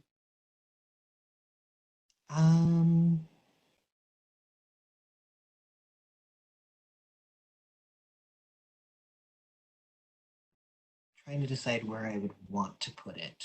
I mean, I guess we can trust you to figure that out if Board Member Hansen's okay with it. Sure, I could find an area to either highlight, either create a new line or add it to some existing language. This is, Robert, perhaps in the 70s, Jeff, where we would look at the goals and the outcome measures so that they kind of give a time frame there. Does that make sense? Yes. Mm-hmm. And I'm looking as well at the application. It says a budget proposal for the use of the funds. We could put in something like over a 3-year period or something like that. And then the reporting, I think we need the same thing. So I'm happy to leave it to staff if we can meet the intent of that with some artful language. This is Robert again. Sorry, Yeah, Chair. No, go ahead. I think that's a great point. I think that whenever you're writing a rule, it's about grain size. I mean, how granular do you need to be, or do you trust that we'll, based on what we know about the idiosyncrasies of whether we have funding for 3 years, if in the RFP we can just specify as we know more about those parameters. Yeah. Okay. We can also add that as an amendment in the motion if we want, but I think, Robert, you bring up a good point too. Board Member Hansen, we have some other questions, but I wondered if you wanted to have any follow-ups or anything else while you got the floor? No, I'm fine, and I'll turn my mic off. Thanks. Oh, okay.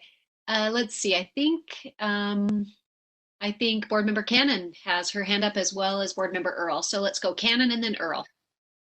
Okay, thank you. I just have a couple of quick inquiries about this. On line 76, it says, an LEA may use a board-approved online provider. Should board-approved be hyphenated? And can you give me an example of what a board-approved online provider would be? Yeah, we swap down there. So the when looking at some of these metrics, specifically civic disposition, we're essentially looking at potentially surveying students and getting their feedback on, am I more likely to X, Y, or Z, among other potential questions. So what this is alluding to is that we'd be able to use a board-approved online provider to collect some of that data. This is the exact same language that we use in the teacher engagement and exit survey rule. So obviously one of the uses could be Qualtrics to survey the students on how their civic disposition has changed because of the project. But that's what that's alluding to, is some type of platform to collect some of the data, because some of it's not going to necessarily just be like assessment scores, right? It's going to be a little more qualitative. Right. Well, and then could you give us an example of what a civic competency-based project might look like? What an example of what that might be? I will pass the torch to Robert on that one. He's actually seen some great examples coming out of Salt Lake School District. Right. So Salt Lake City School District, at least I know for last year, has worked with an organization called Generation Citizen, and students in the U.S. government and citizenship class have identified issues they're concerned about, and then basically followed an inquiry process of research, thinking about stakeholders who would have a say in an issue. It might be how do you mitigate and deal with air quality in the state, or what are some issues regarding even within the school, things like their Hope Squad. They felt like their Hope Squad wasn't as beneficial as it could be and needed to be reconfigured. And so they identified programs and projects at various scales, which gets to this idea about whether it's a local or a state or a national issue. Basically, these were very locally considered, and then proposed solutions and engaged in a civics showcase up at the state capitol, where they presented to community members who came in to listen to their ideas. So that's the idea, this concept of moving beyond just learning about the procedures of civics, but also then putting that into some kind of operation. Thank you.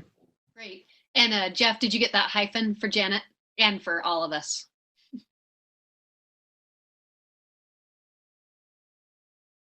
It is in. Awesome. Board Member Earl, I think you wanted to comment on the each versus any, and I think you maybe had some other questions. Well, that was the only thing. Another thing that we could add is so I know we've had sometimes in funding permitting or I can't, that's not the right wording. Do you know what I mean? I see. So there's an acknowledgement that it will be as funding is available. I know we've had it in other rules. So. Okay. Jeff, does that make sense to you? Let me unmute. Sorry. Yes. And we can add something in there about subject to legislative appropriation. Like, would that be better than being more specific, perhaps? Sure, we could. 7. One thing to consider with this is I've been thinking about Board Member Hansen's comment about the 3-year pilot. The intent will be that we will choose the LEAs that will be in this pilot for all 3 years with hopes that we'll get the rest of the money. But we'll still, I think we may need to see both or say both in the rule, because I think it is a good point that if we're not highlighting this is a 3-year pilot, that people may feel, or LEAs may feel that, oh, I missed the first year, but I'll come in cohort 2, but there is no cohort 2, there's only one. So great point. I think we'll need to say both. Okay, I think that's wise. Any other questions? Seeing no more questions, I am ready for a motion if somebody would like to make that.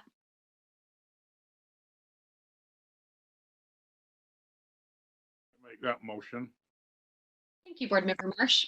Right. I move that we approve R277-476 draft 1 with the adjustments and amendments that have been added to it on first reading, and forward it to the board for approval on the second and final reading. Okay. That would need to be draft 2. Right, draft 2. Okay. Draft 2. Agreed. Okay. So the motion before the committee is to move to approve R277-476 draft 2 as amended on first reading and forward to the board for approval on second and final reading. Do we have any discussion to that motion? Seeing none, we'll take a roll call vote. Board Member Marsh. Aye. Board Member Cannon. Aye. Board Member Earl. Aye. Board Member Hansen. Yes. Okay, and I'm an aye as well, so that motion carries unanimously. Thank you, Robert. Thank you, Jeff. Thank you, committee members. Let's go to number 9. You guys, we're moving right along. Okay. We are on action item number 9, which is instructional materials for implementation of human trafficking prevention and awareness requirements for parents and guardians. And I think this is the one that required the most reading for me. So I think we have Corby Eason here to talk to us about this. We've had the one prior where it was for students, but this one is for parents and guardians. So Corby, would you like to tell us what we need to know? Yes. Can everyone hear me well? Yes. Awesome. My name is Corby Eason. I'm an educational specialist out of the student support section. I work primarily on the prevention team. So today I have two potential providers for the instructional material for the human trafficking prevention and awareness training for parents and guardians of elementary students. I'm gonna give you a quick background of this Utah code, and the Utah code is 53G-9-207. It was amended in a 2019 section that added the human trafficking prevention and awareness training to the child sexual abuse awareness and prevention training. And with this, it added this training instructional material go to school personnel, parents, and guardians of elementary students. Those are the requirements, and it may go to elementary students, and that is a optional piece. So back in September 2019, the board approved the minimum guidelines for the instructional materials for the parents and guardians. And you can see that as part of the backup document, the minimum guidelines. And also, just to let you know, I had put together a review team, and a review team consisted of prevention specialists, staff here at the Utah State Board of Education, and also members of the in-person Human Trafficking Committee out of the AG's Utah AG's office. And so both potential provider met the minimum guidelines, and also both potential provider are free of the cost to the LEAs that provide this training to the parents.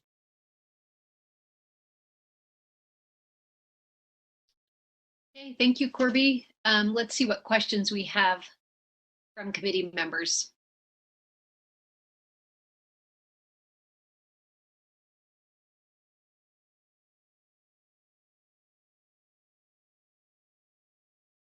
I don't see any questions. Well, since there are no questions, I think what I will do is I will go ahead and make a motion that we move to forward a recommendation to the board for approval of the 3 Strands Global Foundation as a provider for human trafficking prevention and awareness instructional materials for parents and guardians, as well as the approval of the Refugee and Immigrant Center Asian Association of Utah. Do we have any discussion to that motion?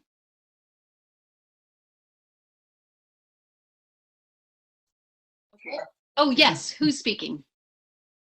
It's Scott Hansen. Oh, did you have your hand up? I'm so sorry.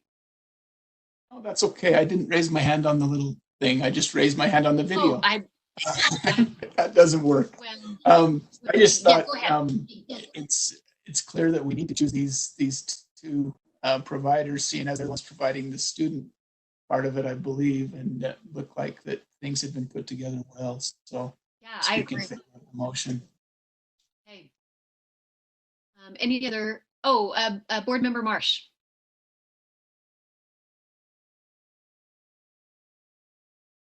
I had to get unmuted.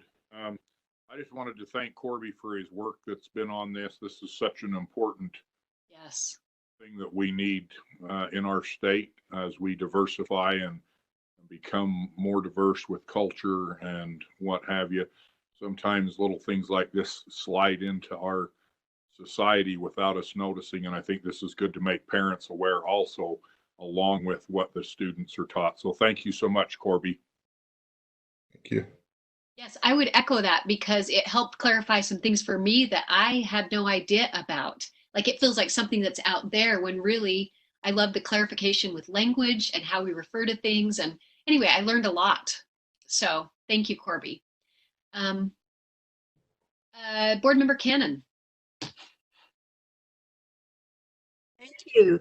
I just wanted to note that looking through the resources and reading through, I found that every adult has a responsibility to report if they were suspicious of some kind of trafficking going on. And there were phone numbers and websites in there that I've made a note of in my own contacts list, because I thought, I didn't realize that. And if that's very valuable information to me. So I appreciated that and just wanted to comment on it. Yeah, the resources were great. Thank you, Janet. Seeing no other discussion, let me restate the motion and let's take a roll call vote. So the motion before the committee is to move to forward a recommendation to the board for approval of 3 Strands Global Foundation and the Refugee Immigrant Center Asian Association of Utah as providers for human trafficking prevention and awareness instructional materials for parents and guardians. Board Member Marsh. Aye. Board Member Cannon. Aye. Board Member Earl. Aye. Board Member Hanson. Aye. And I'm an aye as well, so the motion carries unanimously. Thank you, Corby. Thank you. Thank you all for all your work. You too. Okay, committee, let's move on to action item number 10, which is comprehensive school threat assessment guidelines. I'm going to I think Rhett Larson is going to be talking to us about this. And I think David Christensen is also on deck as well. So Rhett, go ahead and give us the information we need to know about CSTAG. Thank you. Can you hear me okay? We can. Wonderful. So hello, board members, Rhett Larson, School and Student Safety Specialist. I would first like to express my gratitude and appreciation to you as a board and our leadership here at USBE for navigating us through these challenging times due to COVID-19. I will now give you some context for threat assessment. With the tragic events like the school shootings in Florida and Texas, the U.S. Department of Education, the Secret Service, and the Commission, the Federal Commission for School Safety, they recommend that schools establish a multidisciplinary team and threat assessment procedures. In 2019, House Bill 120, the Student and School Safety Assessment Bill, directed the Utah State Board of Education to coordinate with the Division of Substance Abuse and Mental Health and the Department of Public Safety to work together to create a school safety program. That includes an evidence-based approach in identifying an individual who may pose a threat to the school community, and to make available a critical incident response training and protocols for conducting threat assessment. I want to emphasize that violence prevention is the primary goal for threat assessment. I received a report this week from Ashley Pistello, our Safe UT liaison on the School Safety Center. In Utah, there have been 822 tips for threats of violence this school year, between July 1 of 2019 and March 31 of 2020. The Comprehensive School Threat Assessment Guidelines, CSTAG, is an evidence-based and comprehensive school threat assessment. One of the key features of the CSTAG model is the 5-step decision tree that allows teams to resolve most non-serious and serious threats. CSTAG provides a fair, rational, and standardized method to evaluate and respond to threats. CSTAG is a guide for multidisciplinary teams to follow in determining the reasons why a student made a threat and what interventions could be tried to prevent a threat from being carried out. The School Safety Center brings this action item to the committee today in hopes that the board approve the CSTAG as the evidence-based threat assessment. Okay, thank you, Rhett. I think that's such a good point where you talk about all the tips, because we often talk about the tragedies, but not all of the times we prevented it. And so thank you. I'm wondering if we have questions from committee members, and I see Board Member Earl. Thank you, Rhett. Yeah, we get a lot of, and I think that's why important we have a good process in place, because while there's 800 and I can't remember what you said, tips, not all of those will become, the escalated threat. And as I read down through this, how important it is to make sure we have a real balanced approach to that. It looks like it's a good program. I do have a little different question. It's along the same lines though. Okay. Can we, are there assessments out there that do general assessments of children that can predict threats? And what I mean by that is just based on whether a child's withdrawn or, I don't know, or doesn't complete all their working class or something. Are those valid measurement tools to determining assessment down the road for these types of threats? Or is that not something really we've weaved into? Rhett, will you comment on that? Absolutely. So great question. Thank you, Board Member Earl. And really, there is obviously no way of being able to know if a student is going to create violence like that. And however, as we watch students go throughout their education career, there are those pockets of concern that can happen depending on the student, depending on their behavior, but also what's going on in their life, right? As we know, trauma, bullying, and all those types of things can cause a student to react in certain ways, and being able to identify as a school and all the different adults in the school of knowing how to support students. So there are a variety of things out there. I don't know exactly what they are, but I do know that schools, as they are those caring facilities, have a variety of ways to be able to monitor and watch students and protect them as they meet with students one-on-one. But I am sorry, Board Member Earl, I do not have the answer as far as other areas of that are monitored right off the bat. Well, it's okay. I'm sorry. No, you go ahead. Well, the 800, so those tips came from probably a variety of sources, probably from students themselves as well. Maybe parents, but those were usually informed by someone, right? Or the tip itself maybe was reported through social media or something. Yeah, so those tips are reported from individuals to Safe UT, and I could get you the disaggregated report as far as what information they can provide. I do have with me disaggregated of those 822 tips and what they are. I just wanted to give you the overarching number, but I do know Safe UT does have more of that data that they could provide. Sure. I was just wondering about how they were informed about the risk, and it's primarily coming from those tips. Okay. Well, and I would just add, as somebody in the schools, I think Rhett was just talking about those that came through Safe UT, but I will tell you as a teacher, as a counselor, like those tips are happening constantly. We notice, like that's just anecdotal. We see kids who say something. It's kind of like that assessment hat, like, was it just a joke? Was it this? So that's happening constantly in schools. We refer to counselors and things like that. So in kind of an informal way, I can't even imagine how many times those tips have been, just because there's so many adults that are looking out for children. So do we have any other questions? Board Member Earl, do you have another question? Your hand went away. Okay, seeing none, I would love to entertain a motion if somebody would be willing to make that.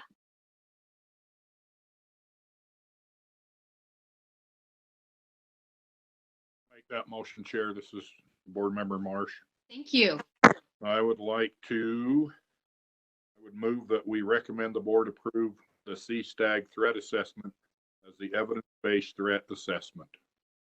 Okay, the motion for the committee is to approve the CSTAG threat assessment as the evidence-based threat assessment. Any discussion to that motion?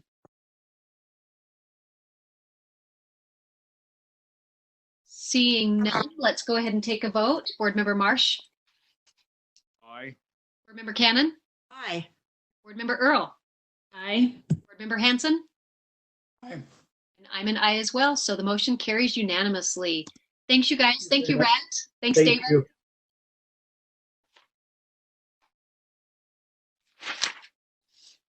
Okay, committee members, you hanging in there?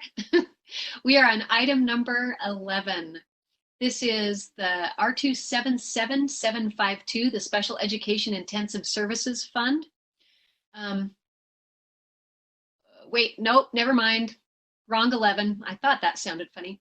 We are on action item 11, which is the USEEP recommendation, Social Emotional Learning and Students with Disabilities, which I always love the write-up on these. I just think they're so good. I think we have Leah Voorhees here to talk to us about that. And Leah, whenever you're ready. Thank you, Board Member Gravitt. Can you hear me okay? Yes. Leah Voorhees, Assistant Superintendent of Student Support. I'm excited once again to bring to you a USEEP memo recommendations. And as you know, USEEP is your advisory panel for special education. Consists of a group of about 25 individuals. At least 51% of them have to be parents and or individuals with disabilities, and we have a great USEEP committee. This particular memo took several months to get to you because we had a meeting scheduled in March that was canceled. It was canceled before the stay home order because we got kicked out of our location because they needed to use it for a COVID planning meeting. We were at the safety building downtown, so we got kicked out. So the meeting was actually planned for a week before all went home. So this memo comes to you from their meeting the month previous to that, which was during the legislative session. So just to give you some context, if you remember at the beginning of the school year, USEEP got together and created 4 priorities for the year that they wanted to focus on. Their charge is to review data in the state related to students with disabilities and then make recommendations to you as the board. One of their priorities was related to social emotional learning. And if you remember many months ago, the beginning of the school year, you created a definition for social emotional learning that is now in R277100.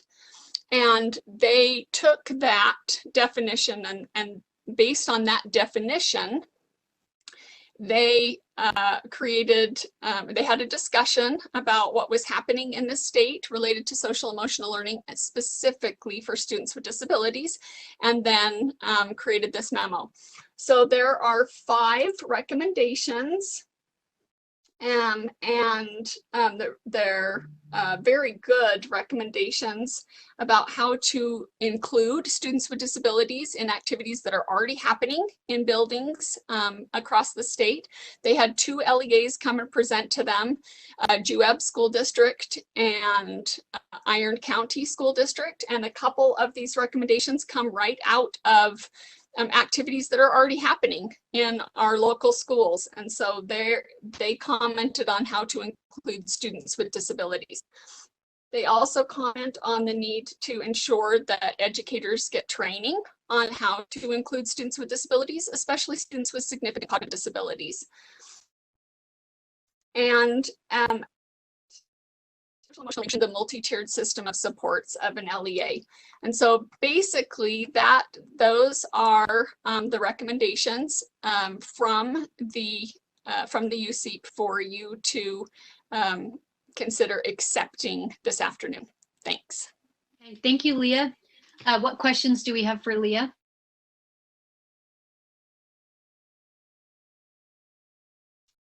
Let's see. I am not seeing any, so if I have missed you. I have one. Oh, Scott, go ahead. Thank you. So Leah, I noticed in the recommendations, there's this thing called a wellness room. And I wasn't familiar with that at all. They didn't have one of those when I was in elementary school. We went outside, I think, sometimes forcefully.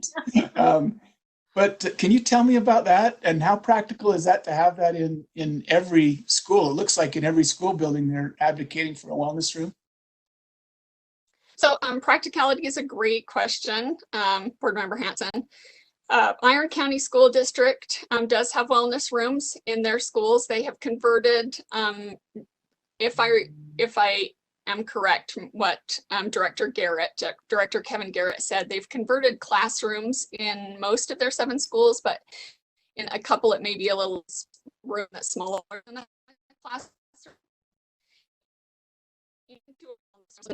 They've provided really cushy seating, couches, and they've taken all the desks out, and they look very different than a typical schoolroom. They have sand trays that students can play in the sand with. They have soothing music. They're like a spa. So I've been to several. I've toured several of them. It's like walking into a spa. It's just really calming. They have really uplifting sayings on pictures on the walls, and in some, and UC didn't comment, but in some of our schools across the state, we actually have wellness rooms for staff, so that staff can go and have a place that they can kind of meditate. They can just talk to each other, calm down, think, process. But these particular wellness rooms are for students. And so it really is like walking into a spa and just having a place that's really calm. It doesn't look like school. It looks like some place that you would be able to go and think about something different than what you may be concerned about. Is that helpful? Now that helps. Practically, how does this work though with, so I understand the space is one issue, but then is this staffed by a school nurse or a counselor? Is there an adult there all the time? And can kids just check themselves out of class and run to the wellness room? Is that? So each of the schools that uses wellness rooms has a particular process. Their processes are different. And so most of the processes don't allow students to get up and leave. It's more like getting a restroom pass. You have a wellness room pass. Or you could go in between classes or during your homeroom, after school, before school. So all the schools that I have visited and the 2 LEAs that came and presented to UC have very specific processes for how to access the wellness room. And related to staff, they all have different ways of staffing them. Some do, their school counselors take turns. Some of them have volunteers, trained volunteers. So it depends on, like you say, the practicality in that particular school and the LEA. Thank you, Leah. And thank you. Yeah, that helps me understand. I'd like to make an amendment to add that for teachers right now. That sounds great. Can I add one interesting thing? Yeah. So Assistant Superintendent Nielsen and I actually visited a wellness room for teachers in a school in China. And yeah, they were so proud of it because China is a little behind in the mental health world, but they were so proud of the fact that they had created a wellness room for their educators. So that was kind of cool. My question is, did the teachers have time to use the wellness room? Good question. I'd be too stressed to use it. I don't have time to relax. Okay. Any other questions from committee members? Seeing no questions? Yes, the motion here would just be to accept the recommendations and then implement them, I guess, as we can in the future. But there's no hard action except to accept those. We just accept. Okay, I'll make that motion that we accept the recommendations of the USEAP advisory panel on social and emotional learning for students with disabilities. Okay, thank you.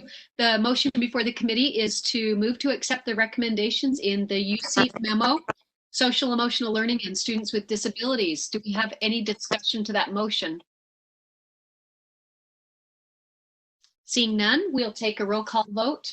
Board Member Marsh? Aye. Board Member Cannon? Aye. Board Member Earl? Aye. Board Member Hanson? Aye. And I'm an aye as well. Motion carries unanimously. Thank you so much, Leah. Okay, committee, we are on action item number 12, which is R277489, the kindergarten exit and entry and exit assessment, the early intervention program. This is an amendment, and it's going to reflect some changes that would happen, why we need to repeal the next action item. But I'm going to go ahead and let Jeff, and I think Erica Thomas is on deck to talk about this one. Jeff, do you want to talk to us about this rule? Yes, and I thank you, Sarah. I was just going to say, Sarah May, still the host ball. I want to make sure I share this, and I do want to point out to everyone, Erica is on camera, and she has the most epic background I have ever seen. I think Sarah is in a wellness room right now. She is in a wellness room, yes. Okay, I wanted to make sure we knew that. Okay, so R277489 and item 13 on the agenda, as well as R277493. Chair, if I may take the liberty to co-present those. I would love that. It would make perfect sense. So 493, as we'll start with the legislation. This is House Bill 99. So today we've dealt with House Bill 114, Senate Bill 99, House Bill 334, and now House Bill 99. This is the bill that you may recall merges KSEP and OEK. And for those listening who are like, what did he just say? Was the Kindergarten Supplemental Enrichment Program. OEK is the Optional Enhanced Kindergarten Program. Both of them funding grants to LEAs to run extended hours for kindergarten up to all-day kindergarten for the schools that receive the grants. The big difference between the two programs was one was funded with state money, OEK, and the other was funded with TANF money. The TANF money for KSEP was for 3 years only, and it is gone. So we decided to ask the legislature for more money, and they gave us $10 million on top of the $7.5 million that we already received for OEK. The bill also repealed KSEP and took out of KSEP the performance measure requirements to participate in the program and applied them to OEK. Before, KSEP always had performance measures that you had to perform to continue to receive the money. OEK did not have those. So that was the difference that the bill made. And so what you're seeing here is the exact situation happening in rule. We are repealing the KSEP rule, and we are copying, pasting from the KSEP rule the performance measures that were required for KSEP and now putting them onto OEK grant recipients as required by House Bill 99. And that is essentially the only edits you are seeing in Rule 49, minus some technical changes that we made. And Michelle Buse is still on. I will say thank you to Michelle Buse. She emailed me some grammatical errors that she found, so you'll see some of those in blue and red. But otherwise, the meat of the changes are right here, starting on lines 108. You'll notice that we added in the phrase beginning the 21-22 school year. The performance measures that applied to KSEP that will now apply to OEK grant recipients is essentially looking at KEEP data, the kindergarten entry and exit assessment, and looking at whether or not 50% or more of the schools receiving the grant within the LEA are meeting 3 out of the 4 metrics goals that they have based upon the results they get from their KEEP.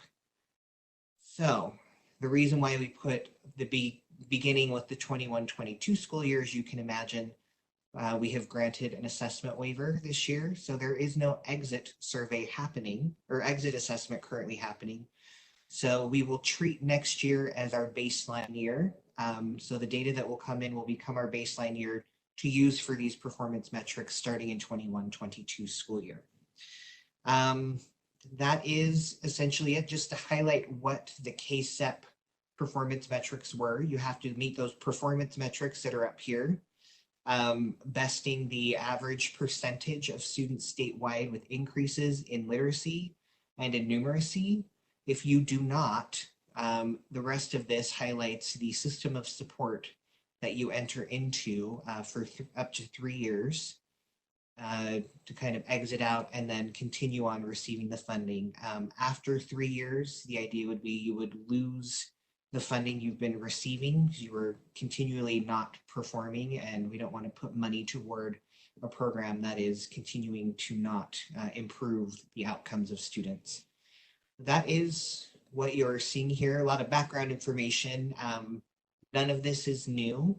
It is only new that OEK grant recipients now have to do it, if that makes any sense. So with that, I'll open it. I will toss it back to the chair. Erica Thomas in her wellness room is ready and on deck to answer any questions you may have as well. Ooh, I hope you guys have a question for Erica, because I feel like there's going to be soothing music playing behind her. Yeah, thank you, Jeff. That makes a lot of sense, kind of merging both of them. And so thank you for all that background.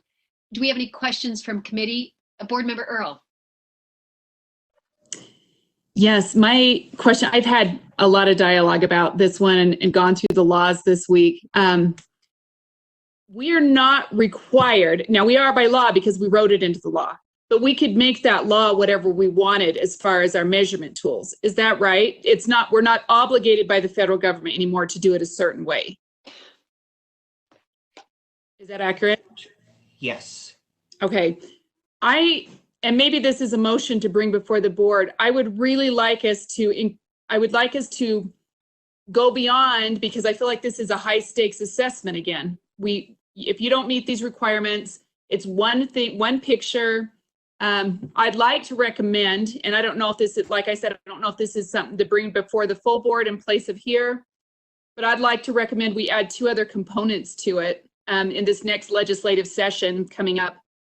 Those being a parental feedback as part of that criteria of continuing on, and also that they can, just like we do with our other programs we talked about today, the professional development for our administrators, we're allowing them to come up with some of those dynamics. How are you going to be successful? But we still include, I think the KEEP is a valuable tool, but not a all-inclusive tool. I think there needs to be 3 components to it. And then we can decide what the percents on those need. I just would like to see this broadened out. This really becomes a high stakes, mini high stakes testing for kindergartners. And it's one picture of the whole year. And then what was the other thing? Oh, and then it becomes a turnaround program. And I'm concerned that there will be certain entities, just like our other turnaround program, that are continually in it. Our schools are just as diverse as our administrators. So that's just my comment. And maybe it's better to make a motion or a recommendation at the full board instead of here. What do you, Board Member Gravitt, what do you think? You know, I'm going to ask, gosh, I can kind of go both ways, because I would love to hear, Jeff, I would love to hear you comment on your thoughts about adding those other components, you know, statutorily, or the, you know. So, and just to highlight what Board Member Earl is pointing to, in House Bill 99, the requirements in the bill tie eligibility to this program directly to the assessment and only the assessment. So what, and Board Member Earl, thumbs up if you agree with my statement of phrasing what you're saying, but you were saying, fine, have that there, but then also include parental feedback and some other components as the eligibility criteria for staying in the program, rather than just putting it all on the test. That is something that the board could consider. And Board Member Earl, I'll pass it over to you if I've characterized. I just think there needs to be a mix there. I think one item is too weighty. I think a mix of it, and there's ways to do it, but there's allow other pieces that they're using. We're doing this with competency based. We're doing this in other assessment areas. I think that we continue with the KEEP as far as being a component, because it does tell us something. and it is valuable information. Those other components, you know, and what percent they weigh in, you know, that would be something we could deliberate on. But I think there needs to be more to it than just the KEEP assessment. Well, and in thinking about it, I actually think that the committee might be a place for you to make that motion, and we have that discussion before we bring it to the full board, because I think you bring some very valid points up. Like, is this turning into a mini turnaround? I think that's very, very valid. I would be happy to do that when we make the motion for this. I could recommend that we, would that be separate? You could make the motion. You could make a motion now if you wanted to. Let's see if we have any other comments or questions. But if Chair, not, Jeff? I might want to pass the torch over to Jennifer Thronson if she has feelings directly. She worked on this bill and she might have thoughts on those components. Okay, Jennifer? Throw you under the bus, but I thought you might want to comment. No worries. I'm always happy to, you guys know me. I'm always happy to comment. Good with avoiding the bus. Yeah, keep on top. Jennifer Thronson, Director of Teaching and Learning. So in this particular one, why we chose to kind of combine OEK and CASEUP the way we did with the measures, one thing I want to clarify that was asked early by Board Member Earl, for the federal grant that we had, we just had to have measures. We chose those measures via the board's approval. So they weren't like federally mandated that we use the KEEP. We just had to have whatever measures we saw as viable available. And so we chose the KEEP. And as we decided with OEK, one of the conversations was if we're going to invest $17.5 million in this program, the intent of the program is to improve student learning. And so using the KEEP is a metric of student learning and being able to report to the legislature whether the dollars they're investing are really working to improve outcomes for kids. So as we've been doing this with CASEUP for the last 3 years, the first year we had to get some data because KEEP was new. The second year we looked at their data. Some of them had to go. We did probation for the second year because of the fact that it was new, they were learning, but we didn't want to like harm programs that first year. And so we gave kind of this latitude, like you're on probation. If you fail again the following year, you would be kind of exited from the program. And that really seemed to work. Ultimately, we lost 4 of the programs. And Erica, if you'll type in the chat box how many programs there were, I cannot recall, it's in the 30s or 40s, over the period of the 3-year grant. And really, the ones that failed didn't just barely miss. They either had 0 of the performance measures, like their kids were getting worse, or they had 1 of the 4 performance measures. They weren't close misses. They truly weren't improving student learning. And in the case of this, what we wanted to add that CASEUP didn't have is the ability for the state to support them in developing their programs more fully. So although it's not an all-inclusive or comprehensive set of data measurements, it seemed to be sufficient in the CASEUP program to really determine who would need that support by using these metrics. And I was a little disheartened by the fact that we had to go with 50% as the target. But as we dug into the data and Erica worked with our research consultant to do that, if we had it any higher, we would have a lot of people failing. Our kindergarten space is actually one of the least well-performing grades in our state. And so we're looking for these opportunities to leverage these experiences of extended learning time and a broad scope whole child experience as measured by the KEEP. And the opportunity with KEEP that we don't have is the academics. We have academics only. It does also measure social emotional learning, which could be a point of discussion for this group. But it has been working the way that it is, and not saying there isn't benefit to additional metrics, but we also have to realize the burden that puts on an LEA.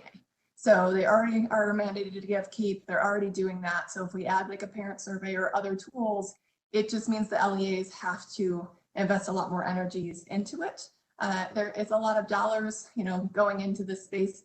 And so we felt, and this might be something we come back to you in future years once we kind of get a larger data set of schools participating in the program, because we've had OEK, now we had CASEUP, and now we're kind of combining those worlds and adding quite a bit more money, an additional $7 million compared to where we were. And so as we kind of think about growing the program, there might be opportunities for that kind of growing pains of it, but it has been working in the small scale of the number of schools that we've had participate. And I think scaling it up and giving us an opportunity to see if that works as we consider, are there additional metrics, and also weigh in the burden that that provides on the LEA, knowing that OEK has been a successful measure for us.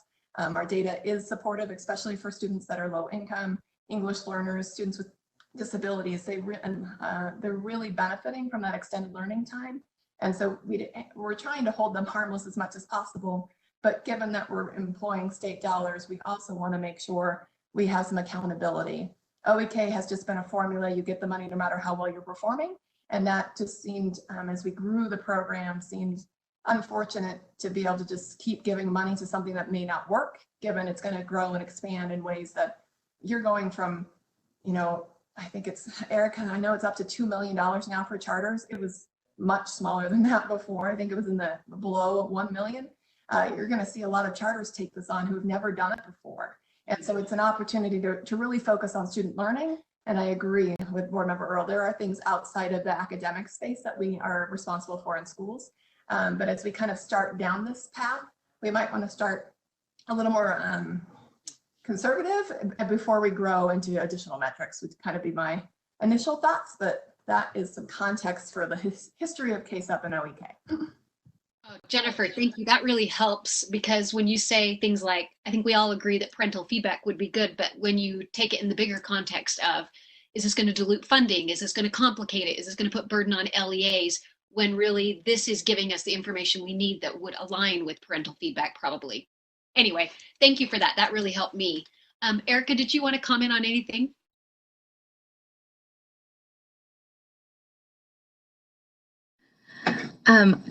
Thank you, Board Member Gravitt. I just want to reiterate what Jennifer said, that this is a combining of the OEK KSUP measures. One thing that I did want to mention, it was mentioned that the system of support was more of a turnaround situation, and that's not what our intention is with the system of support. It really is to support schools and LEAs. In the first year, kind of as we're thinking through what the system of support would look like, is it's just the LEA to submit a plan of action of how to support those schools that had failed. In the second year, that they would have a data meeting with USBE staff. So again, very supportive, looking at the data, what can we do to support? And even in the third year, right now what we're looking at is 2 data meetings, one after keep entry and then one mid-year, to ensure that those supports are in place and that things are moving along to support students, and then just other supports as needed by LEAs. So again, it's not a turnaround situation, it really is to support. Oh, thank you for that clarification. That helps me as well. What other questions are, I didn't know if Board Member Earl, did you want to respond to any of that, or did any other committee members have questions? I think I'll bring this up in the regular board meeting. So thank you. Okay. I don't see any other questions, so I'm wondering if somebody is ready to make a motion. I think we could, we'll do the first action item number 12 first before we do the 13, which is to repeal 493. So is somebody willing to make a motion for this item? Oh, Janet, I think you have your hand up. Yes, I'll make the motion that we approve R277-489 on first reading and forward it to the board to approve on second and final reading. Okay, so the motion before the committee is to approve R277-489. I think it's draft 2, is that correct? On first reading and forward to the board for approval on second and final reading. Do we have any discussion to that motion? Just real quick, did you say we're doing number 12 or 13? We're doing 12 right now because 13 is just the repeal, but we'll deal with, okay. Yeah, okay. Okay, then let's go ahead and take a roll call vote. So Board Member Marsh? Aye. Board Member Cannon? Aye. Board Member Earl? No. Board Member Hanson? Aye. And I'm an aye as well, so that motion carries. Thank you, Erica and Jeff, but don't go anywhere because we are now on item number 13. This is R277-493, the Kindergarten Supplement Enrichment Program. This will be a repeal since it's now in 489. So unless there are questions, Wait, let me just check. Are there any questions with the repeal of that? Chair, I'm ready to make the motion Okay, go ahead, Board Member Hanson. that we repeal R 277-493 on the first reading. Recommend the board repeal the rule on the second and final reading. Okay, thank you. The motion before the committee is to move to repeal R 277-493 on first reading and recommend the board repeal the rule on second and final reading. Do we have any discussion to that motion? Okay, seeing none, let's go ahead and vote. Board Member Marsh? Aye. Board Member Cannon? Aye. Board Member Earl? Aye. Board Member Hanson? Aye. And I'm an aye as well, and so that motion carries unanimously. And you guys, we did it with only 5 minutes over. Great job. Thank you, everyone. Any other questions or comments before we depart? Thanks, everyone. Have a good weekend. You too. Thank you so much for all your hard work, everyone. Be safe. Thank you. Janet. And Board Member Marsh, thank you for filling in for me. I appreciate it. Oh, anytime. Thank you. Thanks, you guys. Have a good weekend. Bye. Bye.